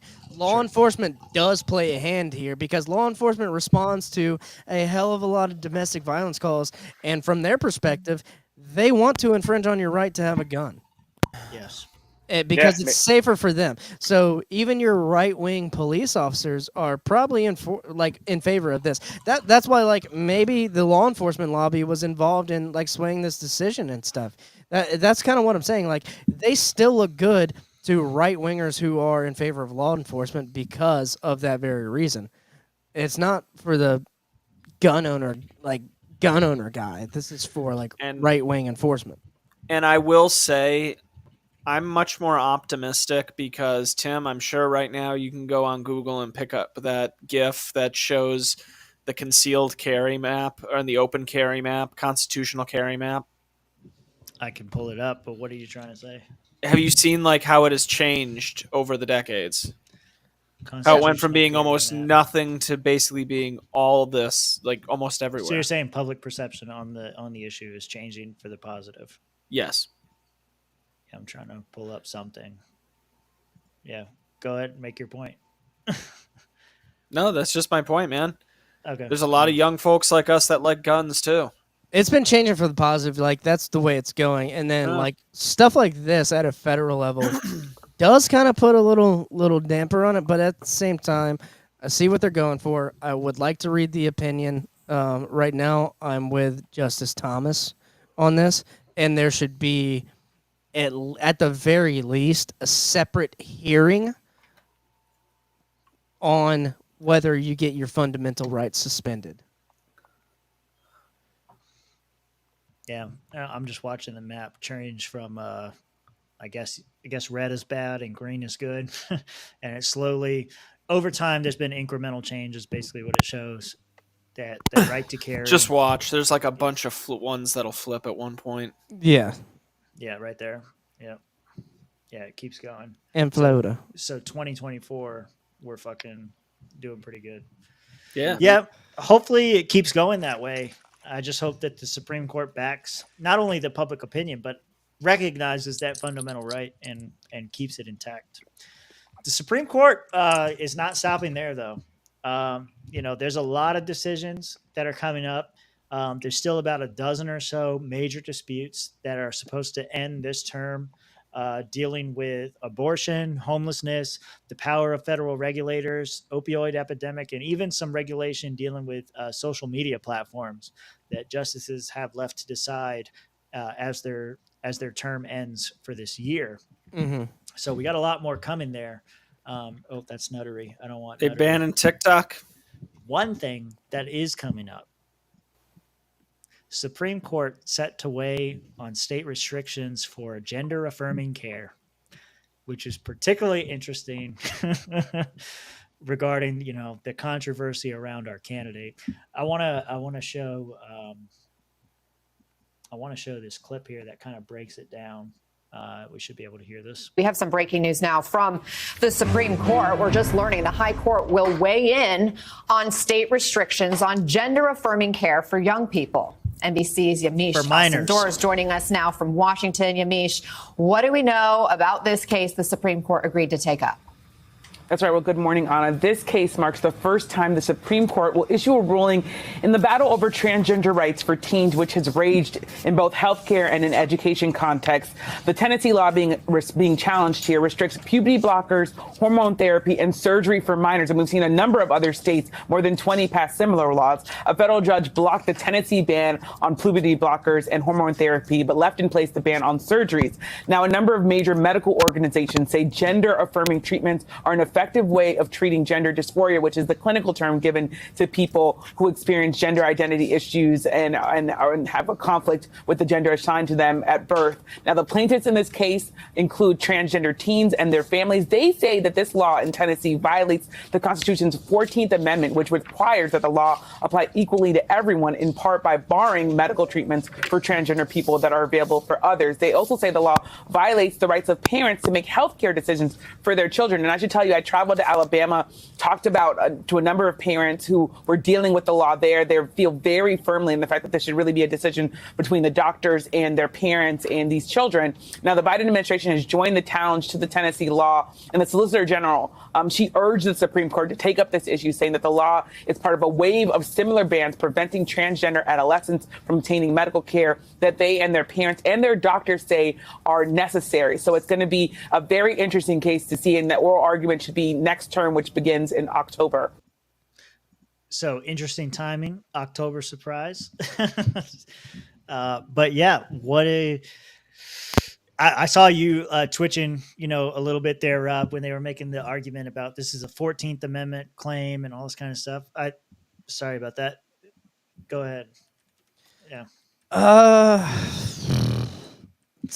I mean, this is a particularly that's why I wanted to talk about it, of course. Yeah, this is a particularly difficult subject for libertarians living in Ancapistan, because if we're in favor of protecting children and things of that nature, then we have to ask someone to step in, and that someone in this case would be the state.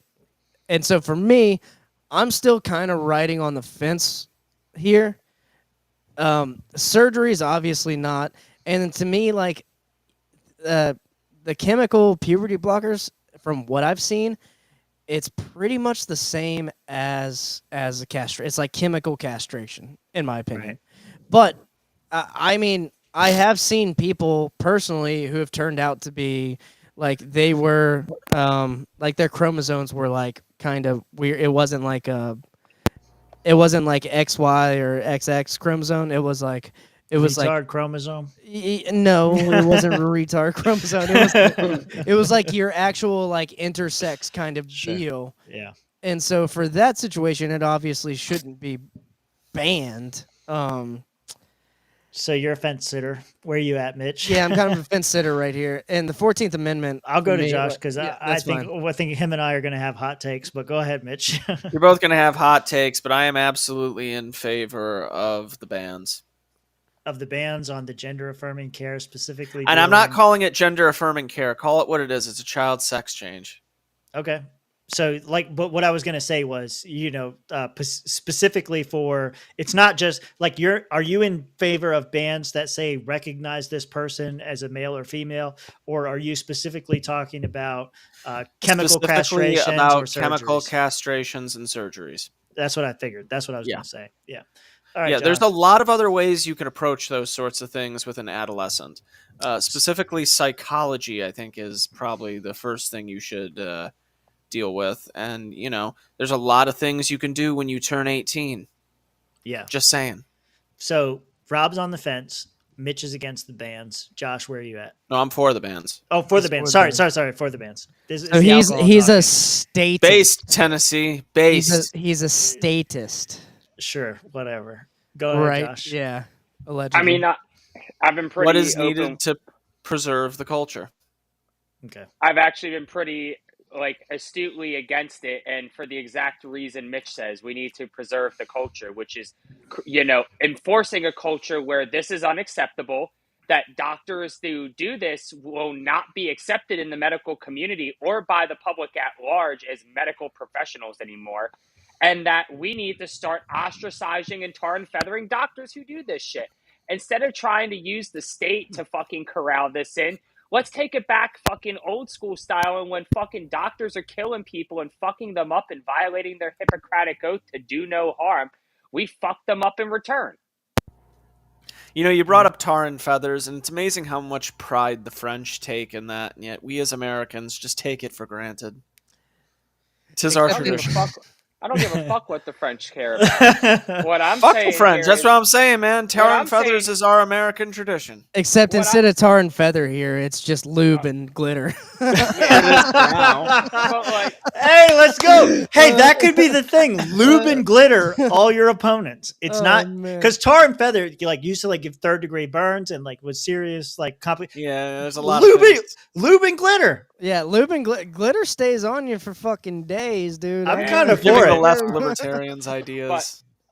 But this for the same reason, Mitch is that's not influencing that's not defending or influencing the culture. That's basically you are in turn now telling the government that you are now in charge of the culture. No longer the people are, and you allow the government to now influence culture. And what happens when the government ends up in the wrong hands? They influence the culture against you. So giving the power to the state to influence that culture and defend that culture Mitch is speaking of, they haven't done that. They haven't for 250 fucking years. That's why we're here right now. That's why we're talking about chemical castration and fucking kitty sex changes, because they haven't done shit. You're putting your faith in a false messiah there by hoping that the state is going to corral it and curtail it. Because at the end of the day, all you're doing is giving your enemies weapon later to use against you, because when they get control of the state, they're going to go, well, your culture isn't our culture, and our culture is offended by what your culture is saying, and you can't offend our culture because we're in charge now. Why would you want to do that? Why do you keep wanting to make yourself into a bigger fucking victim every cycle when the pendulum slips back the other way by giving the state more power that they're going to weaponize against you when the wrong people are in charge? Yep. Yeah, I agree with a lot of what you said. I want to throw a different argument at everybody that kind of contradicts the majority on the podcast. So I look at this and I kind of wonder almost, and I know Mitch has heard this argument because he's an avid Tim Pool listener, but I kind of take the position of the pragmatic position. If they want to allow, I kind of look at it two different ways. And I understand where Rob is coming from by sitting on the fence and saying that, we don't want the state to step in. The parents should have the rights. It should be up to the parents what happens. And can I clarify? I would think 18 is the perfect age. I think that's fun. In a perfect world, that's the argument. But to me, that's just, if the Supreme Court's looking at it, it's a whole federal blanket. So that's right.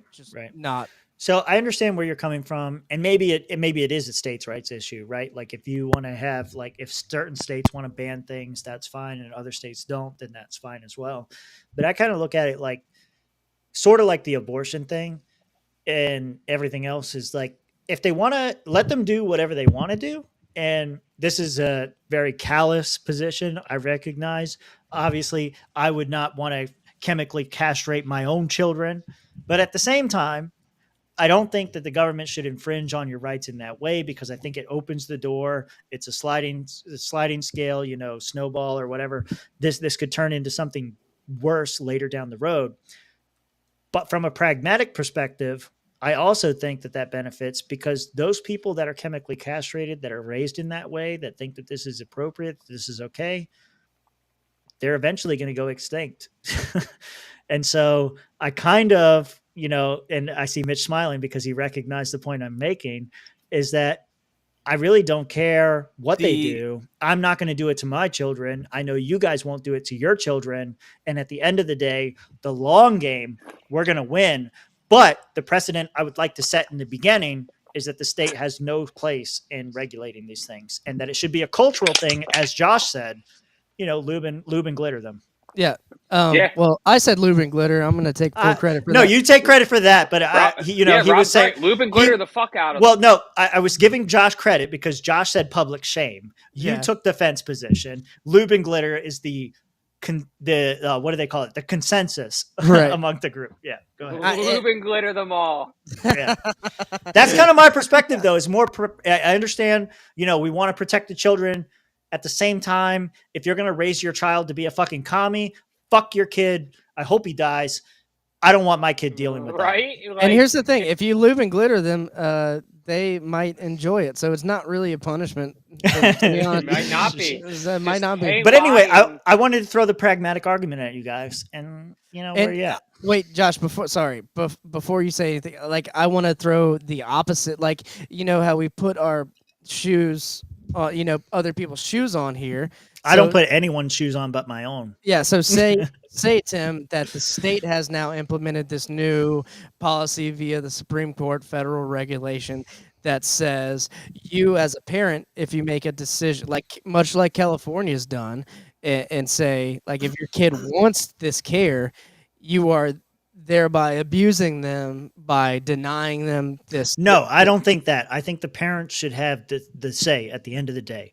I think that if the parent says, I want to give my child a surgery or hormones or whatever, that it's up to the parents. And I think the reason for that is I think it sets a precedent. If you say that the state can step in and say you're not allowed to do these things, well, why can't you give your child an education?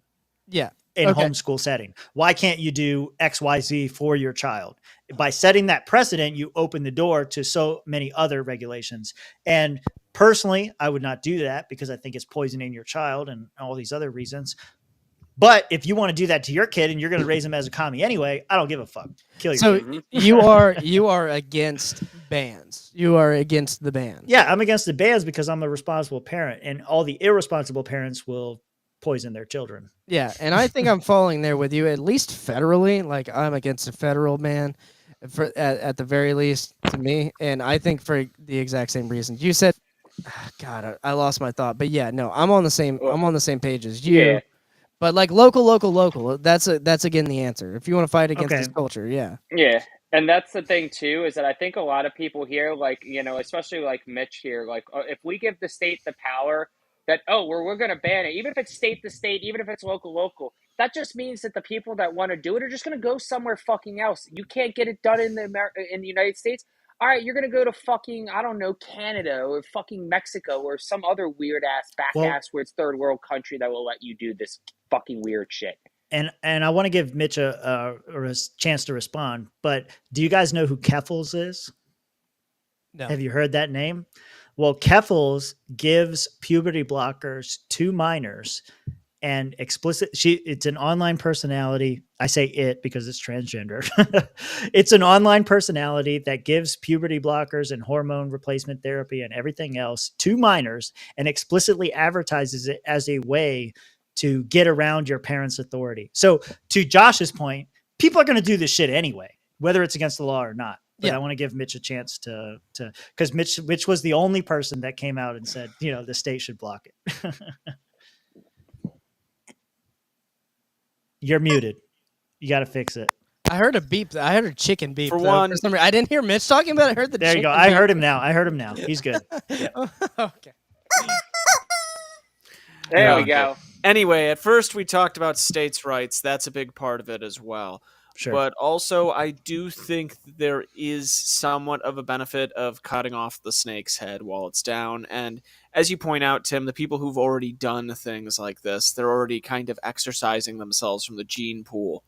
So there's the benefit of that as well. But doing something now, to do something about it, I think what you're doing is you're basically just taking care of whatever could be dealt with before it, cutting out all of the cancer, so Hang to on. speak. This says that our live broadcast is about to end.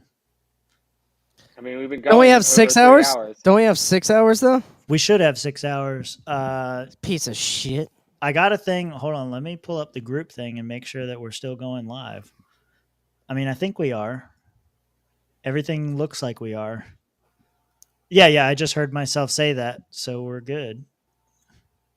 About to end. Maybe it means And we're if I'm gonna go real another quickly, if I 3 can just finish hours. my thought too. Yeah, go ahead. Eventually, another part of this comes down to just pissing off the woke people, man. I'm sorry. Like, that's why I voted to remove the abortion thing in Reno. I'm honestly pro-choice in many ways, but I really cannot stand the people who are pro-life. I mean, who are pro-choice, pro-abortion. removing the abortion Same thing thing wasn't a pro-life move. It was a neutral move because it was a because we neutral have move, but it mixed pissed people in off the the party. very pro-abortion people. Yeah, So sure. because of that, that's why I went with it. That's kind of my same rationale here too. But you can easily I know the rationale with the party's split on it, so you don't want to take us if the party's split on something, then you don't want to make it a plank of your party. You agree with that too, right? That's not your only reason. Well, yeah, no, there's a little bit pissing of off that, the woke but people. that is, I'm just telling you that pissing off the woke people is an element in that decision. Yeah, sure, that's always fun. Yeah, fun. Yeah. No, that's yeah. They're awful. That's good. And here's my thing though. Yes, I will say, exercising themselves from the gene pool, please. The future is libertarian, anarchist, and conservative for all. Not a fan of the conservatives, but I'd rather deal with them. Right. My thing, as far as libertarians are concerned, this is the main gripe with people who aren't going to vote for Chase is his support of this issue and not banning it and saying it's a parent's decision. Well, because when you look at it, the states, if you're going to ask the federal government to get involved, that's a blanket. Well, we have the federal government involved in regular abuse as is, as we were talking about domestic situations and shit like that. Yeah, Come on, you're talking about chemically castrating a child. Yeah, this is why I wanted to bring it up, because it's a good conversation for us to have. Yeah, and I'm not saying I'm personally for it. Like Tim said, I would never do it. But also, there are cases of people where they turn out to be good individuals, and you know what? That's a decision that they made as a young child that their parents are like, yeah, I'm all for that. And my thing is, if you flip it the reverse way. What cases? Because I've seen ones like Chloe Cole that show otherwise. Yeah, there are cases that show otherwise. But my main point is, if you flip it the other way, if you give the state the power to come into your life and say, you can't give your kid this care, it sets a precedent for the government saying, you can't do this with your child, no matter what that is, even if it's a good thing. And either way, this stuff is on its way out. And as we've talked about here on this show before, when I was pointing out why I don't like Chase and why his whole scientific argument makes no sense. And in some ways, I'm probably giving you guys a card for pointing out why, in some ways, I'm wrong too. But in places like the UK and Sweden, they've stopped doing the chemical castration shit. Like that's no longer a thing. Like prescribing the hormones in those countries. Do we Yeah, even because they need changed the culture. Do we even They- need Oh, it was that law- the institutions that were doing this realized the horrific results that they were getting from them. Yeah, because Yeah. the culture and the medical society in that country changed Yeah. because they got influenced by the culture of the people around them. Yeah. When I you're wanna- a doctor, you still have regular friends. They're going to be like, you're doing fucking weird shit. We don't want to hang out with you anymore. Like, yes, ostracization and like disassociation from your group is an absolutely perfect way to deal with a bad situation like that. I agree with that. I agree with Josh. Fine, I cede my I wanna- point. Now let's move on. We'll ask this last question to the group and then we'll kind of close it up a little bit because we've been going for 2.5 hours. But blah, blah, blah, blah, blah. Do we need I need to know who you are. Do we need new laws for this? Isn't this already covered by child abuse laws? Those should be fixed in general without reference to this hormone stuff. And also, you're welcome, Magoo. But what do you guys think about that? Yeah. Yeah, I mean, yeah, from our perspective, yeah, it might be child abuse, but from another perspective, it might be like saving your child from suicide, which is what the doctors who are doing Which this there's kind no of procedure- evidence of that. Right, there's no but that's what that side pitches to parents when they're talking about this kind of procedure. Right? So it's like the opposite of child abuse, right? So yeah, that's their argument. Yeah. It does need to be that's their argument. It does need to be addressed, and I don't think it needs to be addressed at a federal level. And if it is addressed at a federal level, I think it needs to go down to the states because it is kind of one of those abortion-like issues where if you send it to the laboratory of states, I'm sure we find out, the best system via competition amongst the states. Yeah, I think that would be the. I think that actually. So there we go. I am right. They should uphold it. No. Well, actually, yes, you are right. Yes. Yeah. No. Wait, hang on. No, because then you have the competition of states. No, because then if they uphold it, then it's supporting because Tennessee banned it. So we're talking about a state that banned it. It depends on the language because if the language says that this ban should be nationwide, then no, they shouldn't uphold it. But if the language says that Tennessee has the right within its borders to put this ban on, then I agree with you. Yeah, yes, they should. I just want to throw this point out there, and we can probably call this done after that. Is that Sure. What 3-4 years ago we were all sitting here seeing the fucking warp speeded vaccine roll out, and everybody was talking about it coming out was to protect the children, and we need these laws to mandate it to protect the children, and we need the COVID passports to protect the children, and you got to wear the mask to protect the children, and the kids got to do at home school because to protect the children, and the this old was people all done by the state. I'm sorry, man. It seems like a false equivalency. But it's not. It's the state is gonna state. Like once again, and now this is where the right is now maybe correctly in some people's opinion leveraging. Well, we did the mask and the vaccine to protect the children. Why can't we stop chemical castration to protect the children? Once again, anytime I hear to protect the children, I immediately recoil. It's the same shit the fucking Nazis did. As soon as you control the children, you control the future and you control society. It's what Hitler said. Control the youth, you control the future. Yep. It's always for the children. Always make it about the children. As long as it's for the children, nobody's going to argue. We're just doing it for the kid. Think of who's going to think about the kids, Mitch? Yeah, standing on the graves of dead children again. I do want to move on from this, but I also want to give Mitch a chance to respond. Those are like drastically different things. Like the phenomenon, the woke, let's just call it what it is, the woke phenomenon around the whole quote unquote transgender kids and the COVID regime. Like one was completely just brainwashing people through corporate media and everyone turning and basically ostracizing those who did not fall in line. Like that, I'm sorry, that was just a completely different time, buddy. What the fuck is going on right now then, bud? What the fuck is Disney and all these mainstream media? Yeah, his eyes are so blue. What's going on right now? Back up, blue-eyed boy. What exactly is going on? Yeah, there's ostracism going on there, but that's a very different phenomenon because what we were seeing before was something that you have some No, let me interesting finish, sir. cognitive Let me dissonance. finish. Let me finish, sir. But God damn it, Josh, stop being a fucking retard and let me finish. But I'm not kind of retarded. That started off with "I'm not gay no more." I'm just kind of retarded. One thing, the COVID regime was threatening people's lives in the sense that you were going to be ostracized to the edge of society. Mhm. Ostracizing people in the market of ideas is very different. You're going to be ostracized from society if you don't accept the tranny. One was fucking saying Mitch. you're going to have to go live out in the woods. You cannot live in the cities. You have to go live out and scrounge. The other one is, If you don't haha, accept look at the that person, trannies, they're a Mitch- fool. Yeah, Mitch, and if you don't accept the trannies soon, you're going to be living out in the woods scrounging off fucking bugs. All right. Yeah, but so that's, once again, you're going into something very different. No, it's the same thing. It's No, state you're control. talking about like the WEF shit now. We're talking about We're about going LGBTQ shit. We're right going now. everywhere. We're going everywhere. Look, I gotta rein it full in. NWO. I gotta rein it in here. Let's get on with it. Do we have anything else, Alex Jones, to play just to cap that off? Tim, don't make me pull the clips. Tim, this is your show.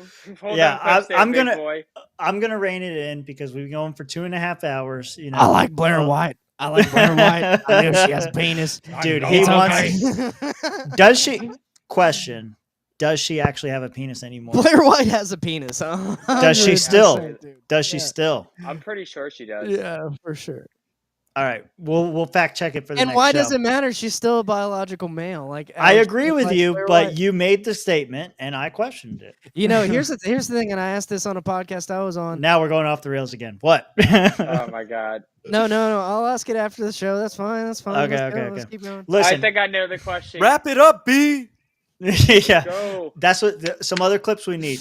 Make recommendations for clips. We got more viewers right now than we've had in a while, so everybody, welcome to the show. Let's move on for a second because our next show is going to be 2 days from now.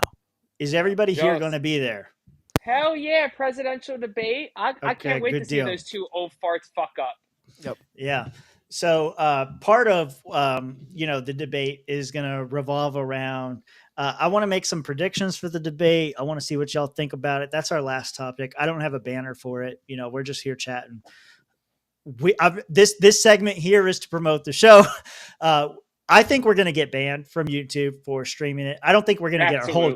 I don't think our whole channel is going to get banned, but that's why we are on YouTube, X, Rumble, and Odyssey right now to kind of test that out. The test has been going great. Yep. Even though they said they were going to ban, like our stream was ending after 3 hours or whatever, we're still here. All streams are going great.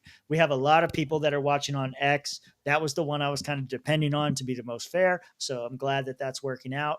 But also, like I said, Rumble and Odyssey and YouTube, we're going to be here for the debate.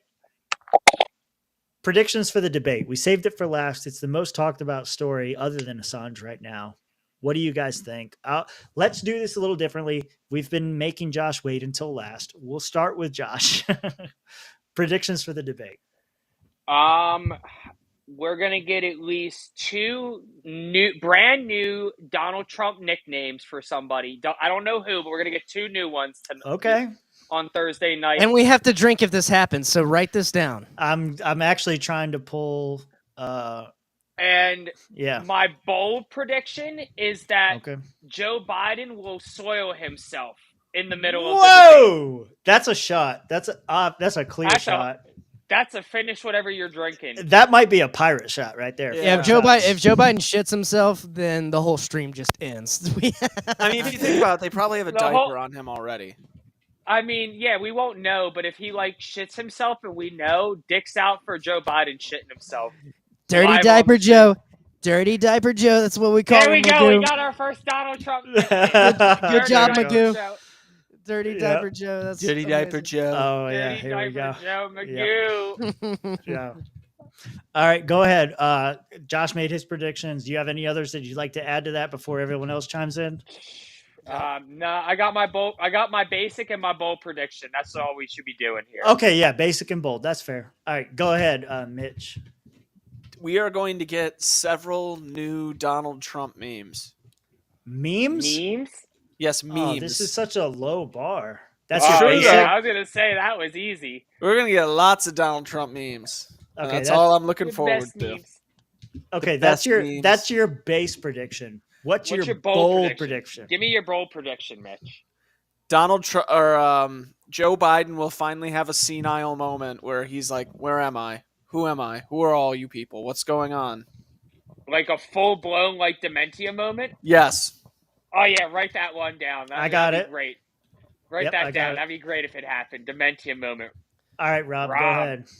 Yeah. I have a few predictions for this debate. I think one, the Joe Biden that comes out in this debate is going to remarkably look similar and feel similar to the Joe Biden that was giving the State of the Union address, the most recent State of the Union address. The red one? Yeah. So he's going to be yelling a lot. He's going to be amped up on some drugs, and he's going to be performing better than you would think Joe Biden would regularly do. My second prediction is Donald Trump's mic gets cut over 3 times. Okay. Donald Trump gets his mic cut over 3 times. That's your bold prediction? That's not my bold prediction. That's your base prediction. The base prediction. Bold prediction is Donald Trump outright makes Joe Biden look silly and wins this debate. I don't think that Trump is going to outright just destroy Biden. Hold on. Trump gets mic muted 3 times. And if he does, I wouldn't be surprised. But here's the thing: in the last debates, he really didn't. So he didn't. He left some meat on the bone. So I don't think he's going to clean off all the meat on the bone here. Okay, so you think he's going to get soft on Joey B? No, I don't think he's going to go soft on him. I just don't think he's equipped enough to, like, in the moment, just nail him on some shit. So your base predictions, let me get this right, is that Joe Biden goes dark Biden. Dark Brandon mode. Dark Brandon. That's what it was. Sorry. Yep. Good job, Joey. Yep. That was a good call out. Oh, no. I lost it. Anyway.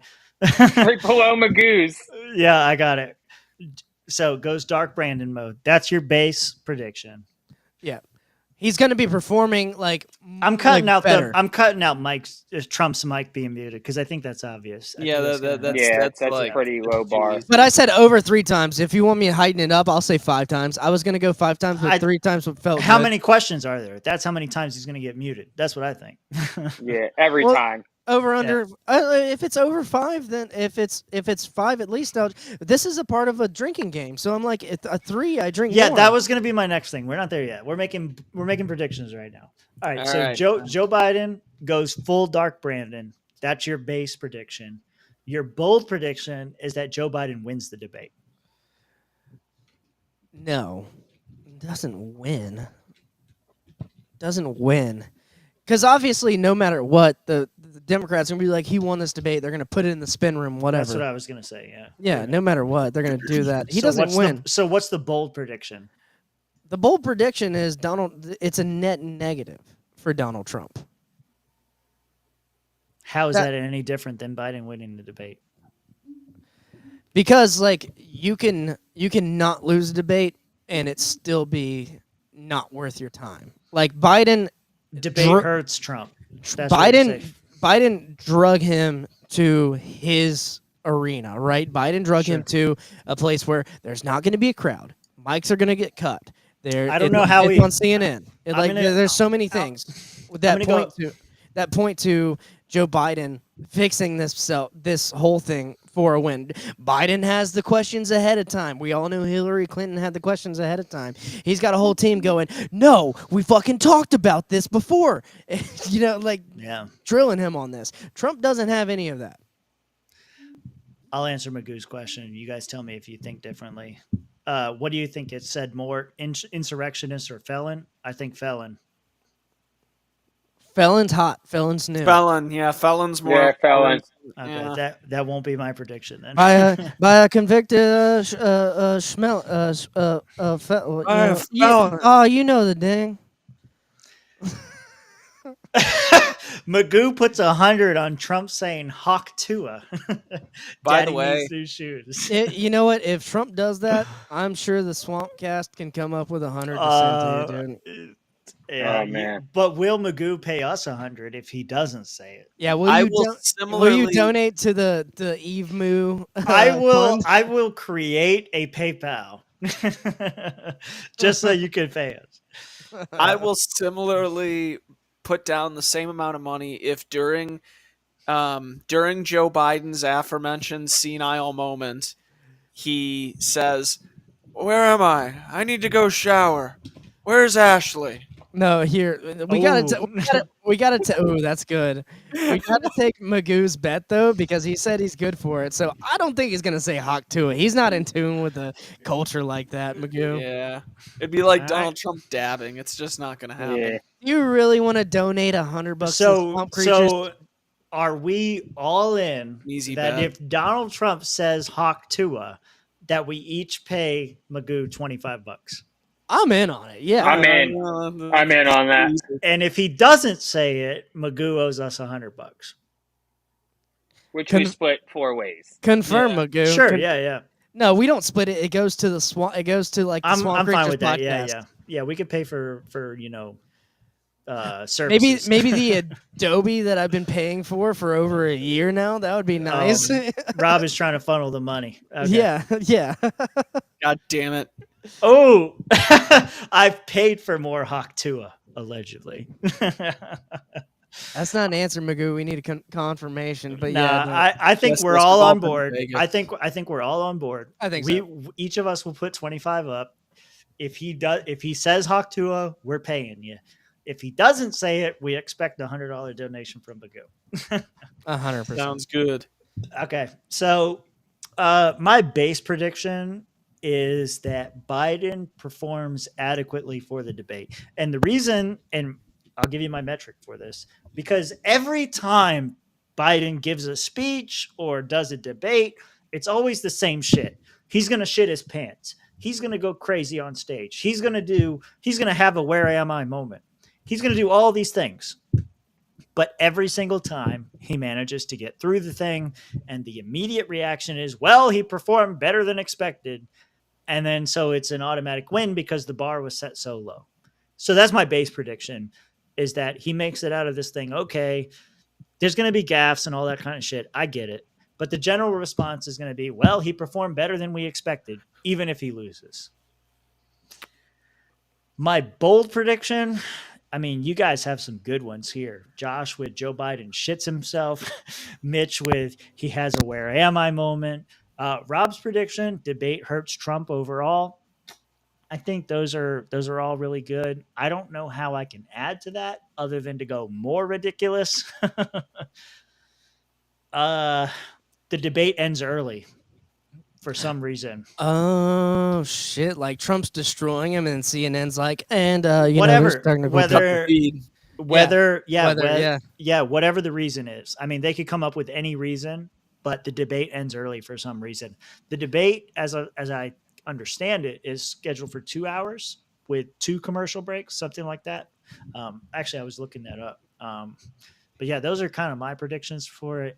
I think everybody on the conservative side is making the same mistake they make every time. They're saying that Biden's going to collapse on stage. He's going to have a heart attack. It's going to be all in Donald Trump's favor. And at the end of the day, Biden's going to stand up. He's going to do his speech. He's going to say whatever he wants. Each side is going to take their own piece. And, Biden's going to perform better than expected. Yeah. That's what I'm saying. Like, is at the end of the day, he's still, at the end of the day, Biden is probably still going a politician. I'm pretty sure I was in the middle of a sentence, Mitch. At the end of the day, he's still been a politician for over 40 years, and so him operating as a politician is basically him on sleepwalk mode. Right. Yeah. If you can't, I'm done now. It's fine. Are you ready for the Yeah, go ahead. Yeah, go ahead. Yeah. I'm looking at you. Yeah, go ahead. Are you ready to witness the Hiroshima of stimulants in action? Wait. I'm not ready yet. They're going to be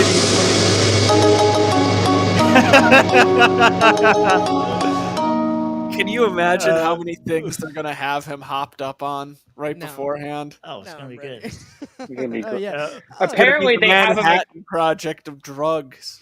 Oh yeah, apparently they got him at Camp David for like a week straight leading up to the debate, so his physicians can get like the drug cocktail just right.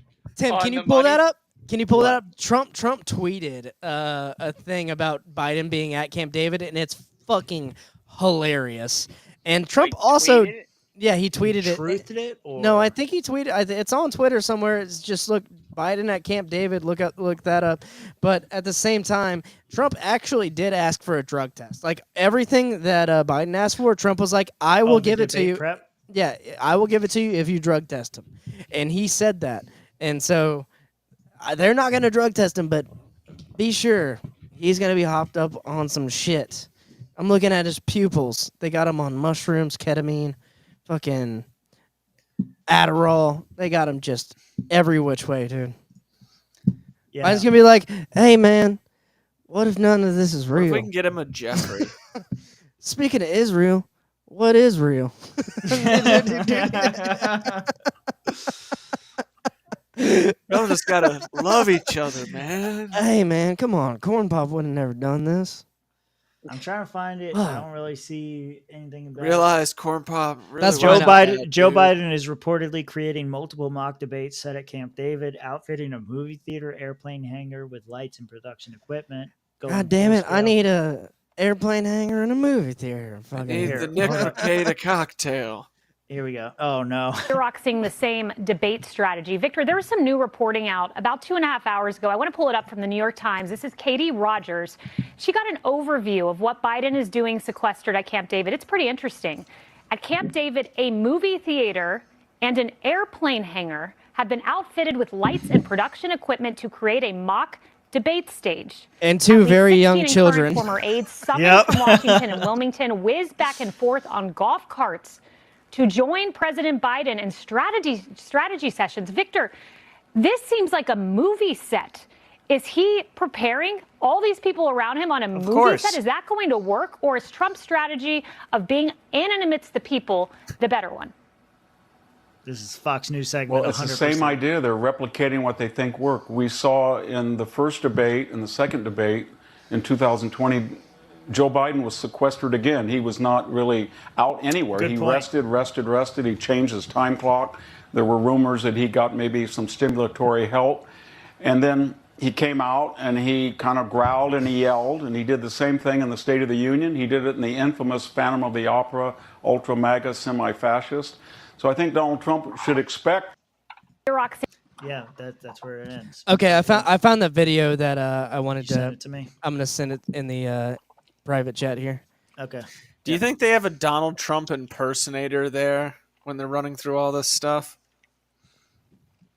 What do you Like- like somebody to play Donald Trump? Yeah. You think they got someone doing that? Of course. I mean, you have to. Yeah, they got Yeah. Shane Gillis prepping Joe Biden. Trump tweeted this or truthed it.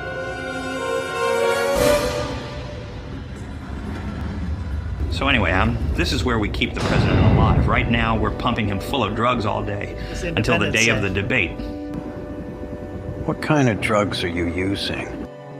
Even Mexican drugs, if you know what I mean.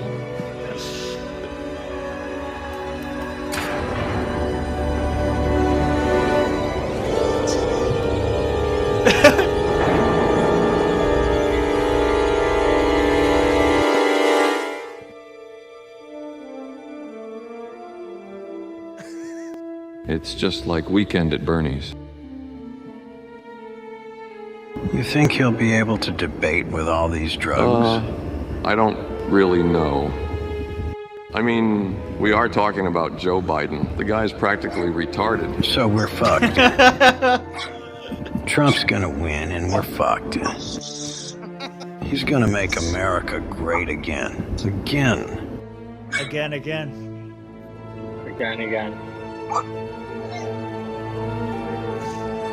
Yeah, that's a great Independence Day clip.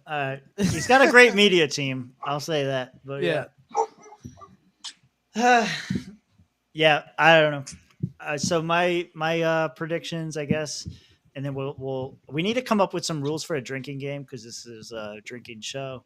I mean, you guys that aren't drinking, you're gonna have to take an extra hit or something. I don't know, but yeah, Biden performs adequately. The debate ends early. Okay, drinking game. The first one I put up, Biden says, "Come on, man." You got to drink if he says, "Come on, man." I think if he just says "come on," I think Okay. he just says "come on." Yeah. I'll shorten it to "come on." Okay. And let's find like there's online drinking games already. If we could take some rules from those. I'm not trying to steal people. I want swamp exclusive.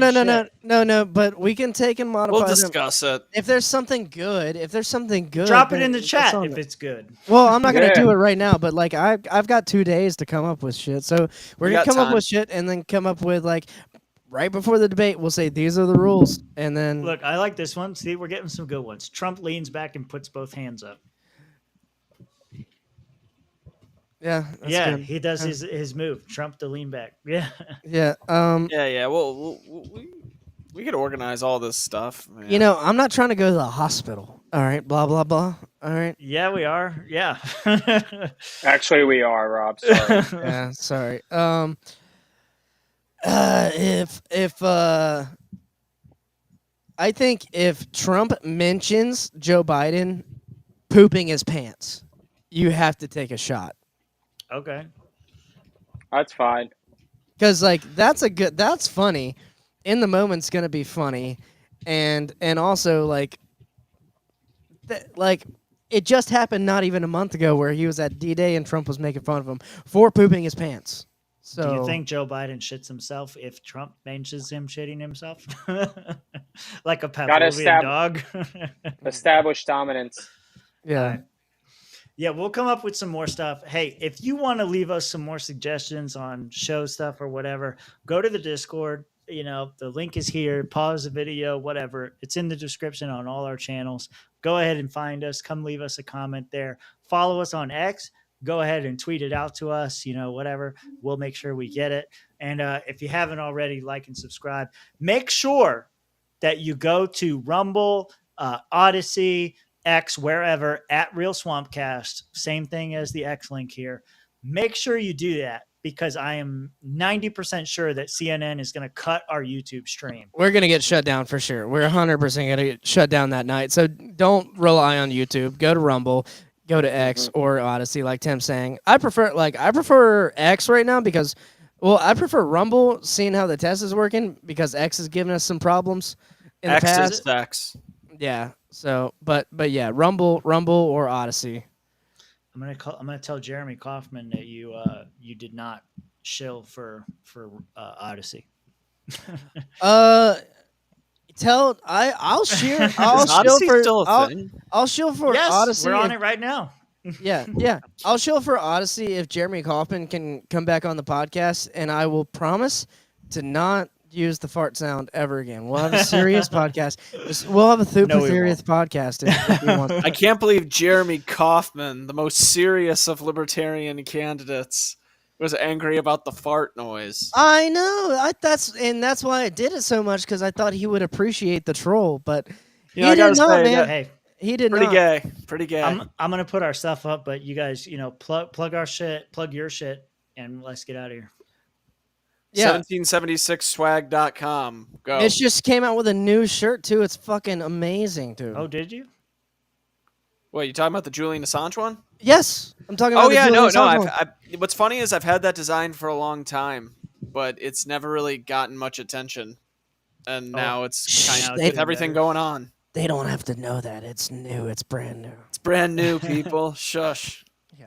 I don't even see it on the front page. It says it's honestly, it's kind of funny because Julian Assange is looking kind of sexual in it, and then it says leak on it, so it's kind of a sexual shirt. Oh, that image, yeah. Okay. Yeah, Pat, you should wear it when you're hitting on women at a bar. That's what your normal go-to. There we go. Oh man, thanks for being in the chat, Pat. Follow Robert at R Vincent Comedy for more jokes. Yeah, R Vincent Comedy. I have a show coming up July 10th at the at the Gordon Theater here in Pensacola, and another show at the Establishment on July 13th. So 2 shows next month. Come and watch me if you're in the area. If not, I'll post it online at our Vincent Comedy. Josh, you want to plug anything before we get out of here? Come on Thursday. Come see us get really fucked up from this debate, because I'm sure we're going to add a whole bunch of rules between now and Thursday for our drinking game. And yeah, I was going to say I will be having to go to the liquor store ahead of time for that one, it seems. Yeah, the debate is scheduled to start at 9:00 Eastern time. So I was thinking we have to go live at least by 8:30, but maybe try a little bit earlier. See if we can squeeze in something. I think we got to do earlier just to establish the rules of the game. Like post post the rules. Yeah. So we're gonna have a pregame that's sort of like one of those sports shows where we discuss what we expect to happen. You know what I mean? Yeah. So this new system we're using limits us at 6 hours. The debate is 2 hours. So if we start an hour early, that gives us 3 hours after the fact to talk about stuff. I know I'm going to have more fun than my opponent running and what they're doing. What do you mean? Here, I will. I'll share it in our very cool Discord server that everybody should come join if you haven't already. And if you are in there, come enjoy the show. But it looks like old Marie is going to be having her own watch party on Thursday. Oh, this is the person you're running against? Yes, it is. Hey. Yeah. Let me pull this up so we can shit talk her for a minute. So is she going to is it going to be like a live stream? Campaign kickoff and watch party. Trusted leadership, proven results. She's going to be at some Harrison Street, Hollywood. Some Redwood at restaurant. The Redwood. Damn. All right, fuck that lady. Right? Them pearls fake. Them pearls fake as shit. For a minute there, I was hoping that there was some sort of live stream because I've really been wanting to raid a stream. Oh, we'll do it. We'll do it. Hey, we got to find a stream to raid. Y'all in the chat, poached meat is best meat, and we're gonna poach the shit out of everybody else's live stream. So be sure to hang out here. Plug time. Yeah, we're gonna have the best fucking. Yeah, that was Joey's comment. Yeah, we're gonna have the best fucking stream. Don't worry about it. It'll be here Thursday night. We're gonna go live at 8 p.m. Eastern. On board. Going down. Yeah. Everybody on board? Because there's no show prep. We just got to show up.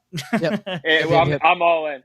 Turn on the TV and watch this shit go down. Yeah, we're all in. All right, so join the Discord below. Send us your drink ideas. There's a channel there specifically for show suggestions. Drop that in there. We'll get our drinking game started. Everybody, share to your conservative friends because we're 38 people away from 500. Share to your conservative friends or your liberal. Doesn't even matter. That's where share with your friends. Yeah. Y'all hang out. We'll see you. We'll be hanging out in the Discord for a moment. See you there.